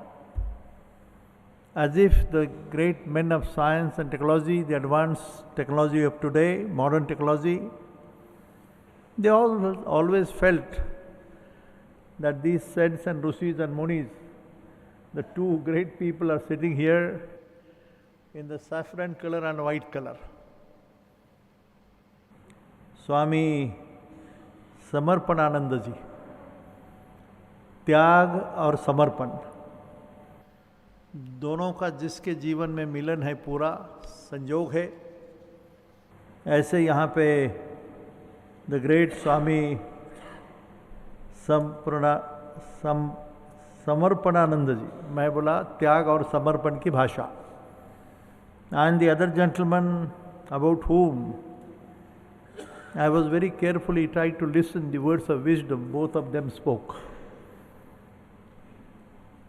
Swami Ashutosh Straubel जी, पता नहीं जन्म कहाँ हुआ, किस माता पिता के जीवन में यह सपूत पैदा हुआ, but when he said at the end about his great Guru, and then he made a mention to you friends that he has been trying to practice and understand what the Vedic literature stands for, what yoga stands for, what that very word Om, which is a universal word, stands for. And finally he told us that he is now today an Indian, completely involved and engaged in understanding this essence and philosophy of world religions and essence and philosophy of the human life itself. It was something very unique, and when I see at the center, just by my side, Dr. Ram Charan Sahab, who has been a great guru, double PhD from Banaras Hindu University, आपके university से हैं वो, हाँ, और बाद में MIT Boston, another PhD, and advisor to MIT Boston in the governing or the managing council. How many qualifications I don't know, but he is at the center and the two Swamis and Rishis are sitting by his side. And we are discussing on this very issue of understanding the essence and philosophy of what world religion stands for, what science stands for. मेरे मन में था जब मेरे गुरु मार्गदर्शक जो आज नहीं है, the great man who wrote about 35 books on philosophy, mathematics and also science, very unique combination. World-known philosopher who donated 1800 acres of his own land for the cause of education in Nagpur. But he was an atheist. देव को मानते नहीं थे. मैं तो पागल देव को मानने वाला हूँ, ईश्वर की पूजा करता हूँ. ईश्वर का नाम क्या है, राम है क्या, रहीम है क्या, जीसस है, पता नहीं. राम, रहीम, जो भी नाम लो, जीसस का नाम लो. I am a firm believer that there is an invisible force or a energy which prevails and binds this entire universe together. ब्रह्मांड की बात करो, यूनिवर्स की बात करो, गॉड पार्टिकल की बात करो, सारी पूरी सिद्धता इतने सालों के बाद थोड़ा ध्यान में आया है, पूरा नहीं. लेकिन इनको समझने के लिए ये लोग आए तो रामचरण साहब के बारे में इतना कहूँगा कि वर्ल्ड मैनेजमेंट काउंसिल बन जाता है आगे. मेरा सुझाव है राम साहब को. ये कौन है, क्या है, भारत का एक सपूत अमेरिका में जाके सारी दुनिया के the top most businessman of the world, you take any name, the top most, Ambani, हमारे यहाँ टाटा, बिरला, अमेरिका के जितने बिजनेसमैन हैं, इनके ये एडवाइज़र है. किसमें? Business, profession, but not only marketing. ऐसा गुरु बैठा है बीच में और दोनों बाजू ये हमारे सन्यासी संत ऋषि मुनि बैठे हैं. हमारे दूसरे दोस्त भी है, मेरा अशोक जोशी. ये कौन है आपको पता लगा? 5 मिनट में बात किया उसने. My classmate, my batchmate, we were together. I don't know, I met him after 40 years in Chicago for the World Parliament of some such religion. मुझे याद आती है 1996, this very hall which was under construction. Up to 4 o'clock early in the morning, the pandal was being erected. At 4:30, people were sweeping the floor, the cement and the water, the mixture, and early morning was the World Parliament, 8 o'clock. I still remember the most challenging, most difficult situations, but there is some invisible force which guides you, if you believe it. उसकी याद आती है 96 की, and I was trying to know whether our sense, like Sant Dnyaneshwara, Tukaram, Eknath, Namdev, Guru Nanak, Vivekananda, whether they were philosophers or not. Or the question, and friends, remember the good fortune for us that today we have one of the biggest dome which has been evolved in the known human history. I was not knowing this. My Bise is sitting here, who has been my student and a very cooperative person. But this has come up, and we are discussing today on this very issue of what is the pathway for promoting the culture of peace. दुनिया को सुख, समाधान, शांति का मार्ग दिखाने का दायित्व किसके तरफ है? कौन है वो लोग?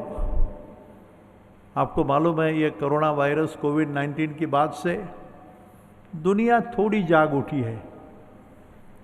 जो मानते नहीं थे वो भी सोचने तो लगे कि भाई है ऐसी कोई शक्ति जिसने सारे दरवाजे बंद कर दिए, सारे मंदिर बंद किए, चर्च बंद किए, मॉस्क बंद किए, गिरजाघर बंद किए, सारे धर्मों के. And all Security Council members of United Nations and the Prime Ministers and the Presidents of the Britain, Russia, America, China, every president was locked down. They were sitting behind the doors. What is the reason? What is that weapon, that minutest of the minutest particle, smallest of the small virus, having only 20% strength of its origin? तो ये मानव निर्मित है क्या ईश्वर नाम की चीज़ है उससे निर्मित है भाई? Is it a natural one or created by human beings? पता नहीं लगा अभी तक, झगड़ा चल रहा है। कौन बोलता है मानव ने निर्माण किया, कोई बोलता है नहीं ईश्वर ने निर्माण किया। ये ईश्वर क्या चीज़ है भाई? गॉड क्या है? Is it this is energy, व्यक्ति नहीं, वो शक्ति है। ये सारी बातों का चिंतन इस हॉल में, जिसका नाम है फिलोसोफर संत ज्ञानेश्वरा वर्ल्ड पीस हॉल, जो डोम बना वो भी वर्ल्ड पीस नाम से उभर आया है, जिसको आर्किटेक्ट ने, प्लानर ने, इसे हमेशा बोलता हूँ मैं, ये रियलिटी है। मैं करने वाला कोई नहीं, निमित्त है। और ये सारे मेरे दोस्त भाई जो बैठे हैं यहाँ पे, ये निमित्त है, साथी है। सोच की दिशा तय हो गई। And we have been saying now that we should have a education, research and the technology that we think of should follow a certain path, and that is education, management education, science education। और जिसमें हमने कहा ये नई बात है, 2-3 साल के पहले ध्यान में आया कि अपन कौन से रास्ते से जा रहे भाई। एजुकेशन, ये यूनिवर्सिटी की बात हमारे स्वामी जी ने कही कि यहाँ आने के बाद उनको एक अलग सी फीलिंग आ गई। Finding the unity is the ultimate aim of science, ये अल्बर्ट आइंस्टाइन की बात है। और सद ज्ञानेश्वर टू अल्बर्ट आइंस्टाइन ये जर्नी है। It's a long in space and time, this is a very long distance, but networking of the two is the duty of teachers like us. We are in the field of education, research। देखो, अंदर से समझने की बात करो और अनुभूति करो भाई। पहले पढ़ो तो सही। Before you criticise the scriptures, as Swami ji was telling, देखना तो चाहिए ज्ञानेश्वरी क्या है, गाथा क्या है, रामायण क्या है, महाभारत क्या है। यहाँ राम खड़ा है, अयोध्या का राम है, मैं क्यों नहीं वहाँ पे? मेरी क्या औकात है? What is the real beauty? सद्गुणों की पूजा यही ईश्वर की पूजा है। जिसे अल्लाह कहो, रहीम कहो, राम कहो, जीसस कहो, बुद्धा कहो, तथागत गौतम बुद्ध, 2600 साल के पहले की बात, 2600 years back. The prophet Muhammad 1400 साल, जीसस क्राइस्ट 2000 साल। कौन से, किस वक्त, किस जगह से, किस देश से, किस कम्युनिटी से ये बयान किया गया? ये सारी बातों का चिंतन करना अपना टीचर लोगों का फ़र्ज़ है।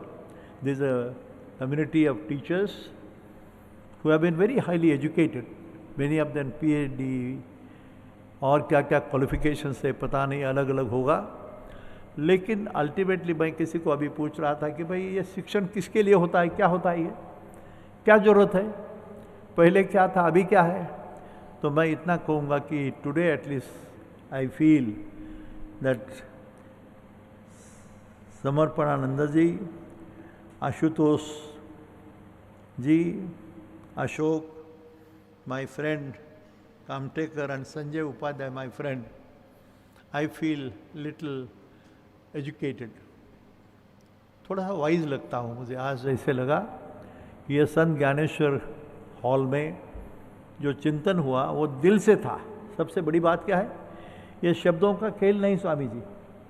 राम साहब, this is not a play of words, from the bottom of heart, with a passion and fire one speaks, it reaches the heart of others। वो एक ऐसी जीवन की सबसे बड़ी कला या जादू नहीं, ये passion and the fire in the belly of every one of us will show the light, a divine light. यज्ञ से बात चलती है, द डेस्टिनी तय हुई है, द डिवाइन डेस्टिनेशन तय हुआ है। You must know where from we have come, what is our duty, and where are you going. कहाँ जाना है भाई, कहाँ से आए हो. This is understanding of the self, realization of the self. I have been telling you that we have just a very small model on the top of the hill at the back of this hall. ये कल्पना है. ये chemistry या physics की laboratory में मन का अंत नहीं लगता है.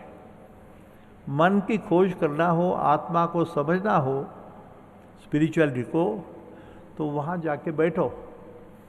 वो चैतन्य स्वरूप जो वहाँ खड़ा है, आइंस्टाइन भी है, ज्ञानेश्वर है, और न्यूटन है, और हमारे तुकाराम महाराज हैं. ऐसा कॉम्बिनेशन नहीं करते लोग, पागल लोग हमारे जैसे छोड़ के. लेकिन उसके पीछे बहुत there is a very deep rooted philosophy what Vedic stands for और what our ancient Indian scriptures they stand for. लेकिन दोनों को समझने का अपने अपने होने के नाते बता रहा हूँ. रिक्वेस्ट करता हूँ आप लोगों को, इसको थोड़ा समझने की कोशिश करो. मुझे यहाँ मालूम है पूना में there are so many people who say with very great pride and little ego, हम आलंदी नहीं जाते. ज्ञानेश्वर को देखा तुमने, समाधि को? नहीं, क्या है वहाँ पे? अभी मैं क्या बताऊँ भाई आपको, वो वहाँ क्या है? वहाँ जाओ तो सही. The vibrations you will experience when you sit with a deep, deep-rooted meditation, with all the passion and fire, नाम स्मरण की याद करके वहाँ बैठो, अपने को उसकी अनुभूति आ सकती है. इसी हॉल में भी आ सकती है. तो मैं इतना चाहूँगा कि ये जो प्रयास है 27 साल से, 700th एनिवर्सरी ऑफ संजीवन समाधि ऑफ ज्ञानेश्वरा, इसकी शुरुआत हुई, और आज 27th ईयर ऑफ दिस संजीवन समाधि endowment lecture series gives me a satisfaction. And for all these great men sitting here, we have to yet listen to Mr. Ramcharan Sahab. बड़ा जीवन अलग है भाई. मैं अभी ज़्यादा नहीं बोलूँगा. अनुभूति स्वामी जी की दोनों की आज हो गई, लेकिन राम साहब का जीवन एक कोई सन्यासी या स्वामी से, ऋषि मुनि से कम नहीं. इतना ध्यान में रखो. तालियां दे दो उनको. मैं रुक जाता हूँ इसमें. But before I have been given the, एक छोटा सा ये सॉल्ट लेक सिटी में मैंने लिखा था, Ashok. This was one of the key note speech which I had the fortune of delivering in Salt Lake City. I can't say, but I have a courage. 10,000 delegates. How many? 10,000 delegates from the whole world. Parliament of World Religions, October 15, 20-15 की बात है, salt lake city की बात है. Subject था union of science and religion oblique spirituality alone will help to bring harmony and peace to Mankind.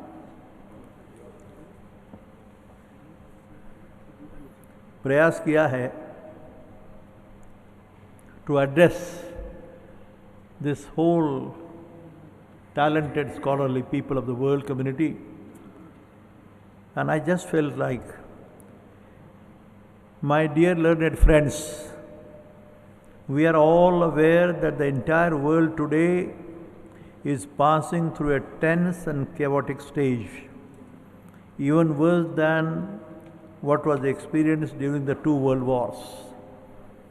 The present one is also a war between good and evil, sacrifice and greed, virtues and vices, tolerance and stubbornness, religious coexistence and fundamentalism, traditional time-tested values and quick gains and ego and so on. The various issues involved are not only local, restricted to one's own country, but are global as well.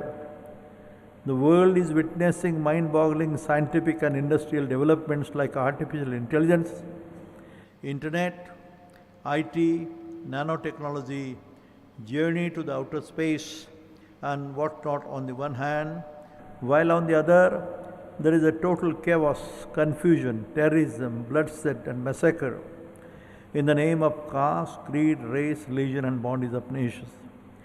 It is most unfortunate that in spite of these amazing and wonderful developments for all possible enjoyments, material comforts, for leading a luxurious life and for the welfare of the mankind, the family system, which is vital for our survival, is on the rocks and certainly deteriorating rapidly because of the decline in the mutual faith, affection, true love, loyalty and trust, neglecting their religious duty toward each other, which is the very foundation of the ideal family system.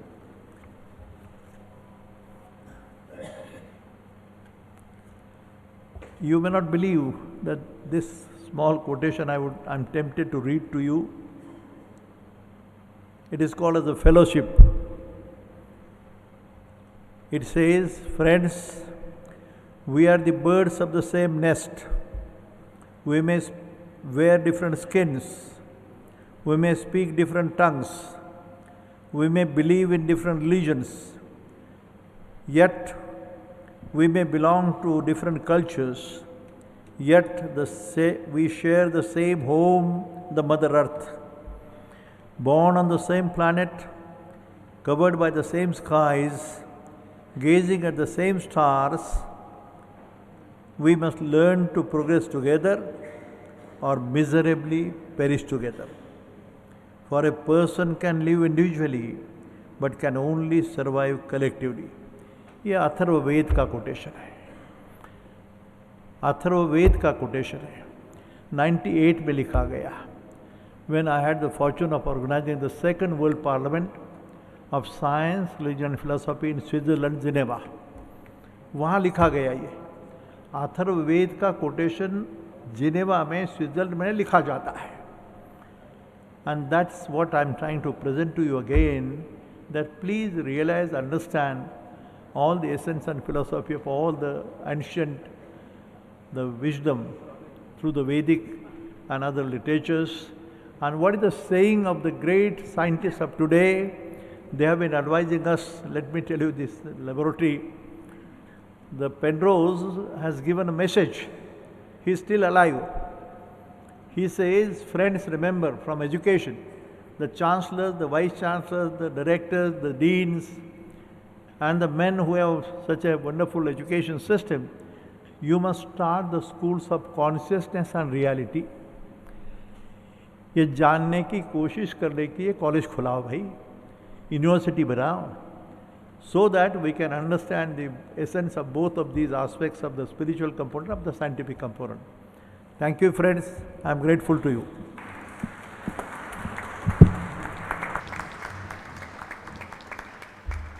No. Please rise in your seats and have a huge round of applause for revered founder, Professor Dr. Vishwanath Karad, sir. Thank you. Thank you so much, sir, for inspiring us always, for rising and always committing for excellence. Thank you so much. So before we invite our chief guest of the honor today, we will see a short film on his life and journey. But Professor Ramcharan, sir, would like to humbly say on behalf of all the staff and faculty members that we have a good fortune, many of us have a good fortune of listening to your mesmerizing speeches during pandemic online, and your every word was hitting the heart to drop the mediocrity and to rise in the excellence. And we are going to see you offline today. So please give a huge round of applause to Professor Ramcharan ji. But first we will look at a small video on his life and journey. That video is also very inspiring. Please play a small video on his. Thank you. Dr. Ramcharan is a world-renowned business advisor, author and speaker who has spent the past 35 years working with many top companies, CEOs and board of directors. It's not easy. You will make mistakes. Your investors can question you. Those are the real things, but we need to make these things very specific. He earned his MBA and doctorate degrees from Harvard Business School, where he graduated with high distinction and was a Baker Scholar. Then served on the faculties of Harvard Business School and Northwestern University before pursuing consulting full-time. I'm selling skills, not MBA degree. In his work with companies including GE, Bank of America, KLM, DuPont, and Grupo RBS, he is known for cutting through the complexity of running a business in today's fast-changing environment to uncover the core business problem. His real-world solutions, shared with millions through his books and articles in top business publications, have been praised for being practical, relevant, and highly actionable. And evaluate where your board is and where your board needs. He is the author of various books on business, including What the CEO Wants You to Know, Confronting Reality, and Know-How and Execution, which was a bestseller. In November 2012, Dr. Ramcharan, along with Sadhguru Jaggi Vasudev, guided Insight, the DNA of Success, a leadership program bringing together, for the first time, the tools of professional and personal empowerment. I'm deeply humbled by this honor and recognition. Fortune magazine calls him the most influential consultant alive.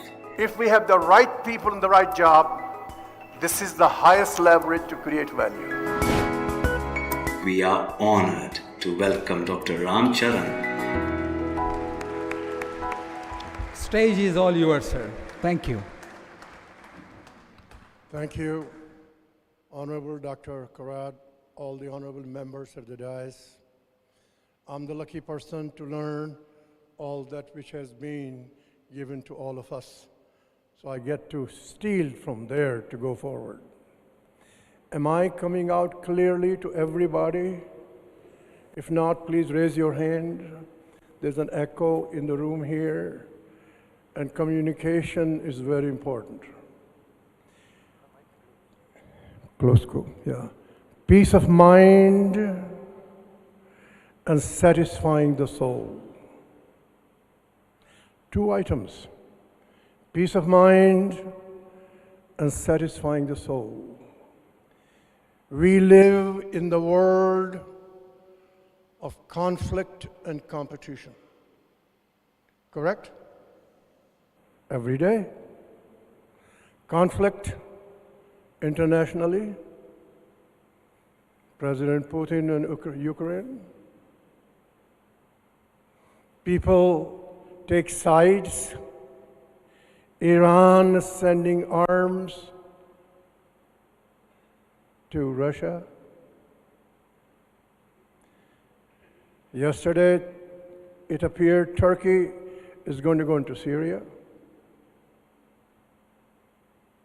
It's conflict. We have conflict within a nation, do we not? We see that, we hear it. Do we have conflict in the families? Isn't it? Do we have conflict at work? Why? Competition continues. This is the reality. So we say,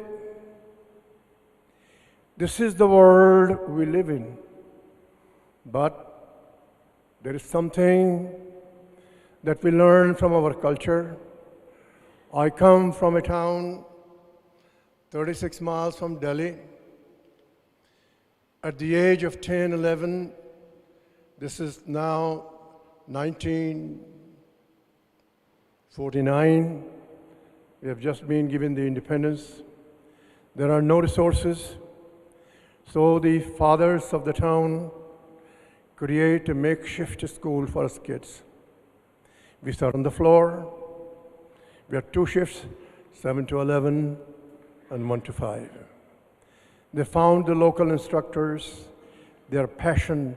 I can still remember to this day. Sometimes some of them taught us through singing. Real words, I don't mean film music. So now I reflect and look back, and they gave us 3 universal truths. I like to repeat the word, 3 universal truths.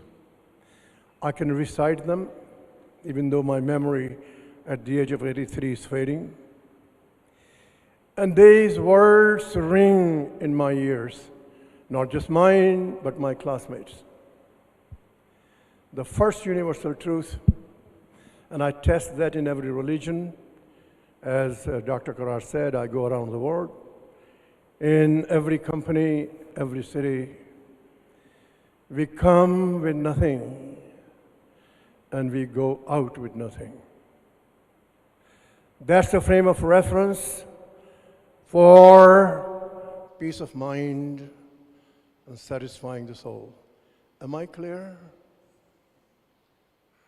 I ask that question every day. If I die today, did I understand? I came with nothing, and I'm going out with nothing. Clear? The second truth, no one of us knows what is the duration of our life. Right? So what you got to do, you do today. You don't leave legacies. You leave your humanity, your service. You're developing people, doing something. And you say, yeah, I got 83 years of my life. I got, with memory, about 75 years. What did I do? What should I have done? What I did not do? I will share with you my life that gives me satisfaction to my soul. And I do have a peace of mind. There are things we do in yoga that helps. So I want to tell you, one of my teachers, we were sitting on the floor, he is having a chair, no desks. Anybody recalls the word takhti? We used to write on the takhti. We didn't have any of those good things. And he would sing. I remember 4 items of the singing, and then I had to figure out the other 3. Why the conflict? Be it globally, be it nationally, be it in your company, be in your section of the world, be it in the family. And the 4 words were bhayam. Everybody understand bhayam? Fear. Bhayam, krodh. Everybody understand? Anger. Alasya, laziness. And dirk sutrada. They are observable. The other 3, ahankar, ego.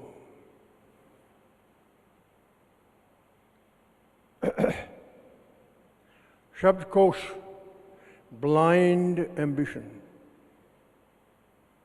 Just think of these. And then the last one is trishna, greed. I did not invent them. They come from our strictures. They come from Vedas. The leaders of the world are human beings, isn't it? They are in these 7 items. Blind ambition, uncontrolled ego, unlimited greed. You should call that, see that? They disguise that under the name passion. Fear. I don't want to name the nation, but you can guess. The president of this large nation says, We fear America will attack us. That's why we're doing that. It's verbatim quote, I have it. I work in China, I serve on the boards in Chinese companies. Fear, anger. So now, go back, look at 1950s when I'm a high school student. They show all this. And they teach us that you reflect in your life as you go forward what you did, what you did not do. What are some of the human acts you do? So I'm going to delineate some human acts. I try to practice it. I observe them. As Dr. Karad mentioned, I'm allowed to work with these people who have become multi-billionaires across the globe, not just in India, America, Brazil, China, Japan. It's amazing how common those things are in these people. So first thing I want you to know, they taught us at the high school level. This is not I'm reflecting back because what I do. The most critical part of peace of mind and satisfying the soul is to listen to the person. How many of you have seen in the family, they are arguing and not listening to each other? They're talking at the same time. Have you seen that before? And they're reflecting what were the issues of the past. And that creates conflict. So we're going to do peace of mind, satisfying the soul. Listen to the point of view of the person. Be patient. Peace of mind will come when you say, I understand what is being said and why it is being said. Listen, patience, take a breather. The second part, and it is the most important part, it applies in India-China conflict. It applies America-China conflict. It applies conflict and competition, and that is building trust. No trust, no resolution of conflict. You have to work hard at it and say, can the trust be built?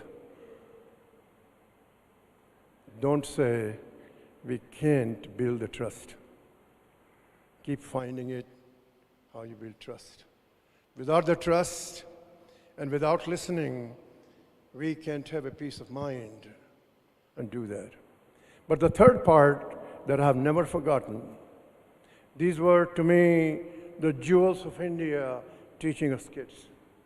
And they're never seen as heroes.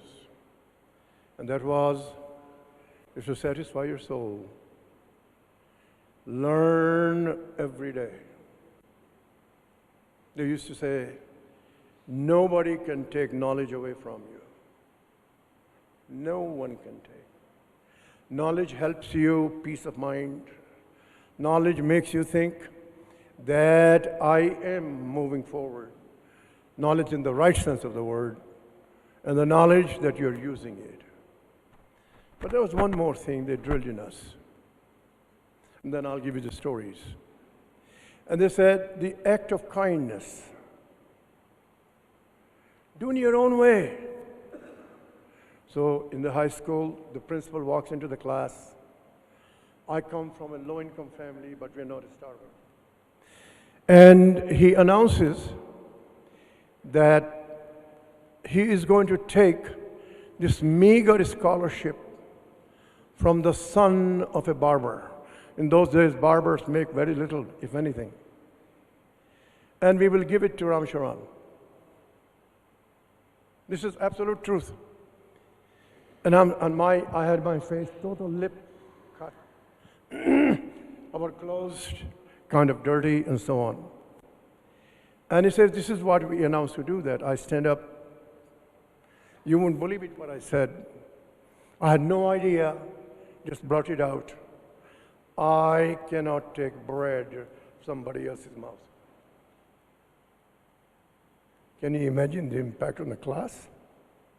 Of course I didn't take it. I had it given him. He called me in his office and he said, "You're going to go a long way." That was a big stimulant. These are the teachers. Find them, recognize them, do that. Now, go forward. I do all these things, you accomplish these things, people glorify you, what you do, exaggerate. But one thing I don't like, I will talk to anybody, anywhere. I give them my personal phone number. So one story I will tell you. So I'm in Tokyo, and I'm in the lounge of ANA, and usually I arrive early. So I'm trying to collect some food. And a gentleman in his 55, 56, looks at me, Indian fellow. He says, "Sir, you're so-and-so." I say, "I am so-and-so." He says, "I've got my family here. Would you join us for?" I go down, sit down with him. He has a son there, has a daughter there. So normally I'll say, "What you doing? How you doing?" So I asked the son, "What you doing?" He said, "I've just graduated from a university in Canada." "What's the name?" "I never heard of it." Most of the time I know. "What did you do?" "What kind of a grades you got?" "Not very good." He told me the grades. I said, "Fine, thank you. Figure this out. Give me your number." He gave me the number. I come to United States. I looked at it, read it, but he gave me. I called up a CEO. And I said, "I think I ranked this young man. Here's the truth.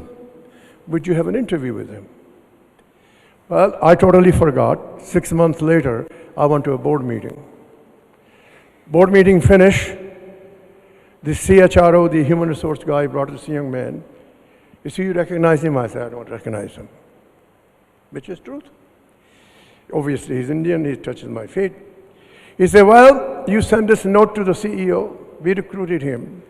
We were struggling for a problem for 3 months. He solved it in 4 hours.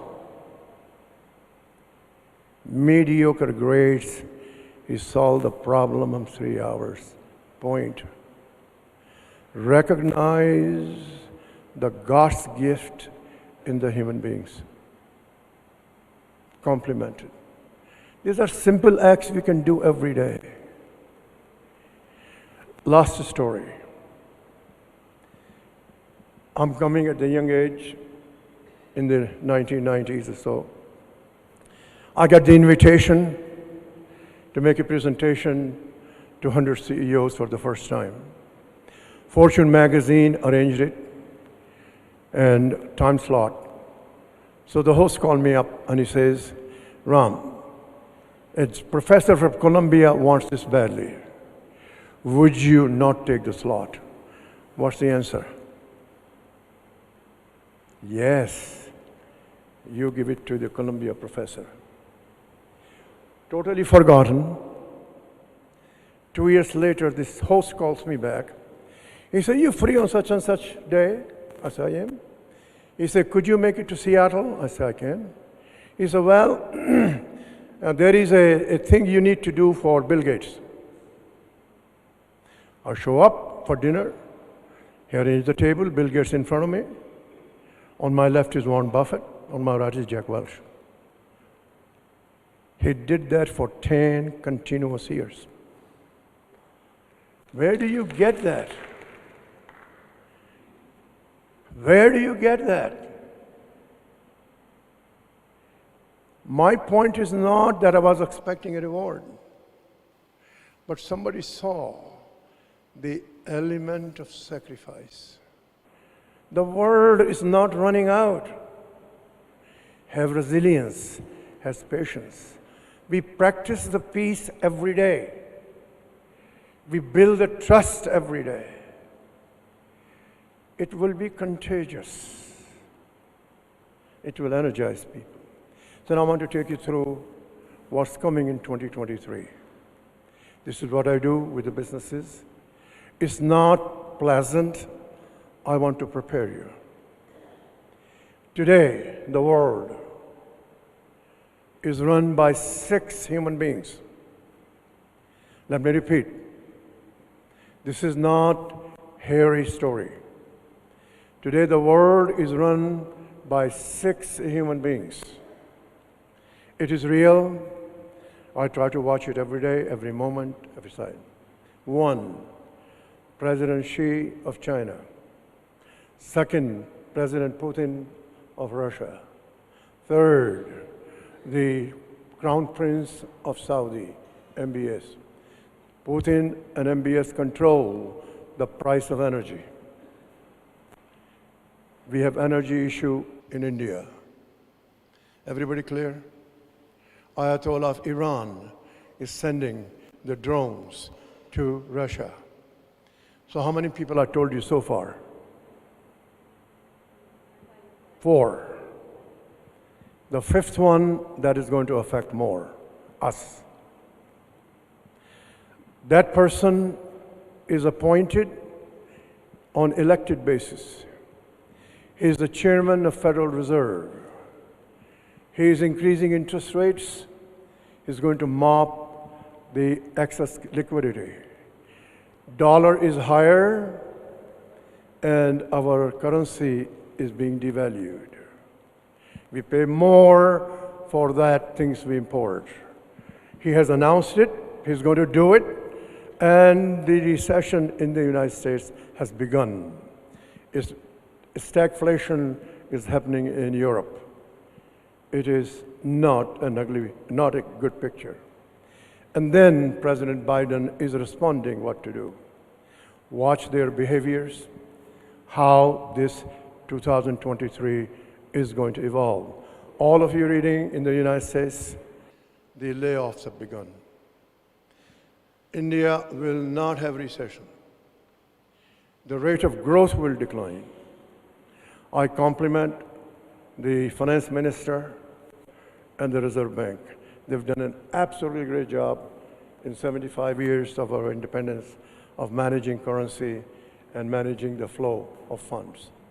I absolutely say this is the best job is there, and I have no better solutions for that part of it. But those multinationals operating in India, they will have layoffs. Do it, humankind. Listen carefully. Keep ways to reduce anxiety. Be honest. Have integrity.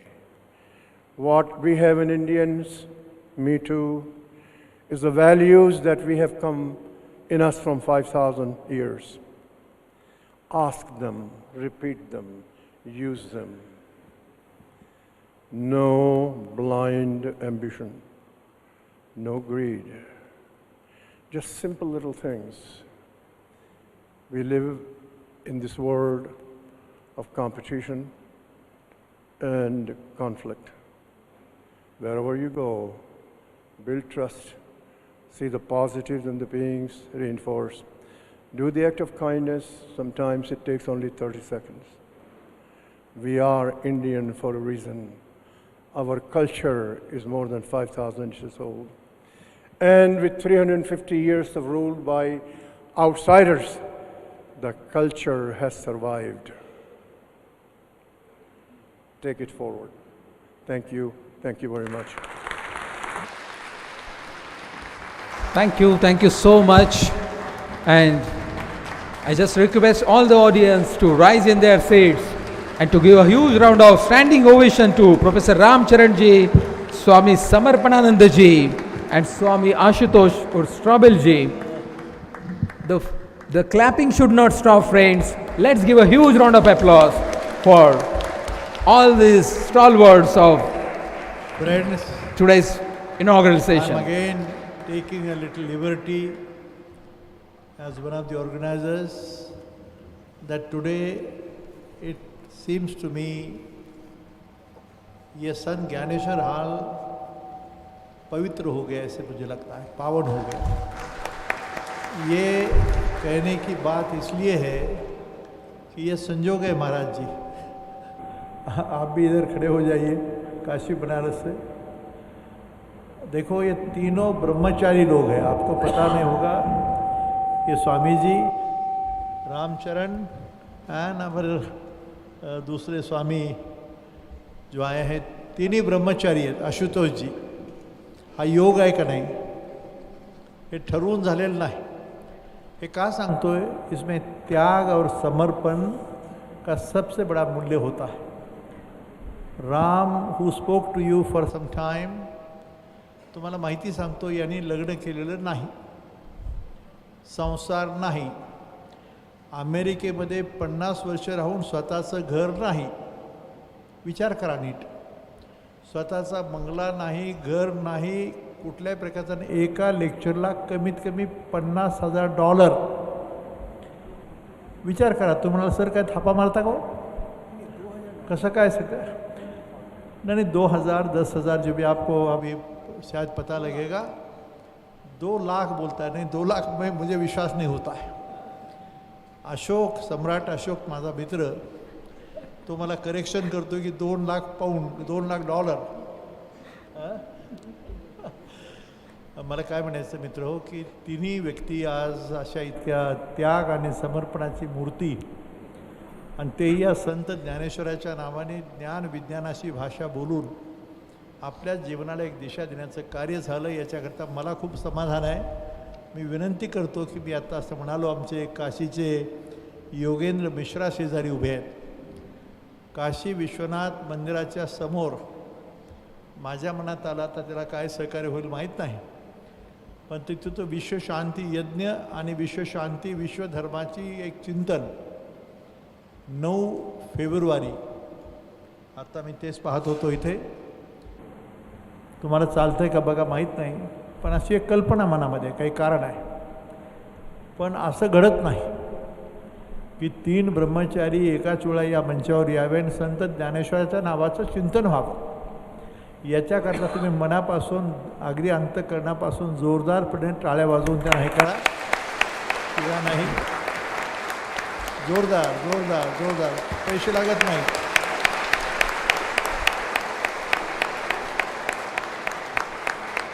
मित्र हो, मिलिंद पांडे आणि मिलिंद पात्रे, दोघांना मी धन्यवाद देतो की तुम्ही हे नियोजन करताना एवढी काळजी घेऊन इतकी चांगली माणसं, अशोक, सम्राट अशोकाच्या शेजारी आम्ही उभे आहोत, याचा आनंद आहे मला.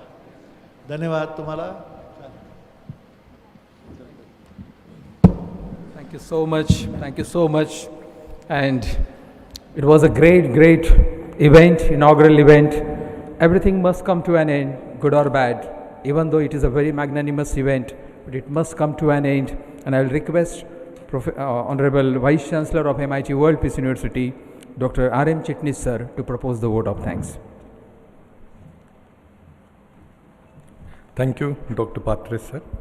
It is great pleasure and honor to propose a vote of thanks for this inaugural ceremony of 27th Endowment Lecture Series.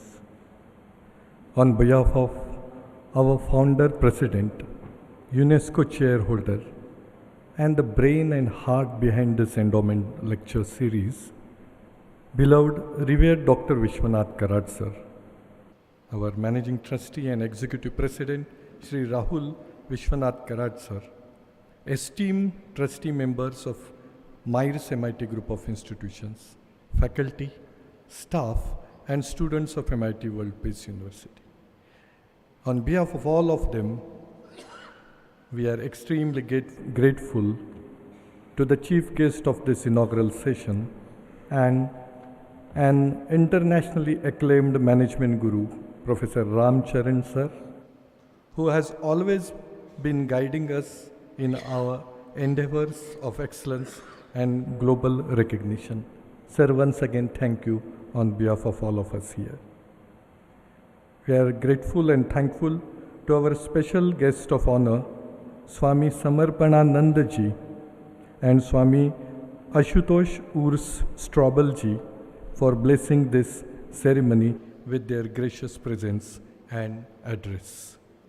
Our heartfelt thanks to Dr. Ashok Joshi sir, may I say Samrat, who himself is a distinguished scientist having more than 150 American patents to his credit for being here. Our sincere thanks to Dr. Sanjay Kametkarji, who is an avid researcher and our advisor for research activities, for his address, which just finished in 5 minutes. We thank our own Dr. Sanjay Upadhyayji, renowned motivation speaker and our whole-time advisor, for our faculty, staff, as well as students for gracing this inaugural ceremony. And finally, thank you all who have gathered here in large numbers to witness this spectacular inaugural ceremony of the 27th Endowment Lecture Series. My dear colleagues, in the next 6 days, we all will keep coming here every day, morning 2 sessions and evening 1 session. But prior to that, yoga session every day for an hour under guidance of yoga gurus from 7 a.m. to 8 a.m. May I request all of you to kindly use your WhatsApp almost for next 6 hours and inform all the faculty members as a gentle reminder to be there on the first day at 6:45 a.m. between 6:45 a.m. till 6:55 a.m. and automatically day after they will come on time. A request to all administration and faculty colleagues to use WhatsApp for next 3-4 hours and remind them.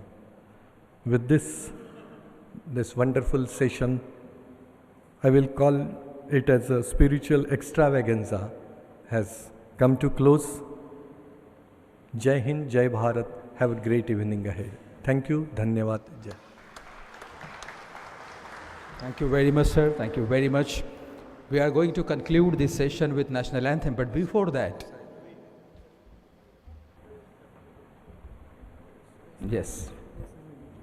So we also thank the digital, the printing, the YouTube and various channels and all the press media for being here and for promoting the cause of world peace. Thank you so much. We are going to end the session, inaugural session with National Anthem, but before that, a few announcements for tomorrow's sessions. Tomorrow at 8:45, we are going to have Dr. Bhavarth Dekhne, eminent scholar of Saint and spiritual literature, and he is going to speak on Adhyatma and Jivan. Then we are going to have 10:30 a.m. another eminent scholar,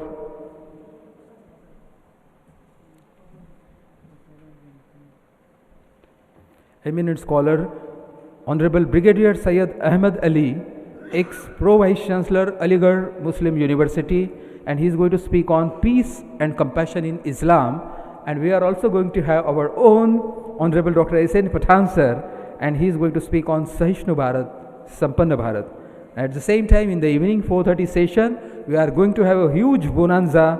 We are going to have Minister of Education for Higher Education, Government of Maharashtra, Honorable Chandrakant Dada Patil, and he is going to speak on National Education Policy, Rashtriya Shikshan Dhoran, and along with that there is an unveiling of the book Vedic Mantras for a Disease-Free Life, written by Dr. Mohan Keshav Phadke.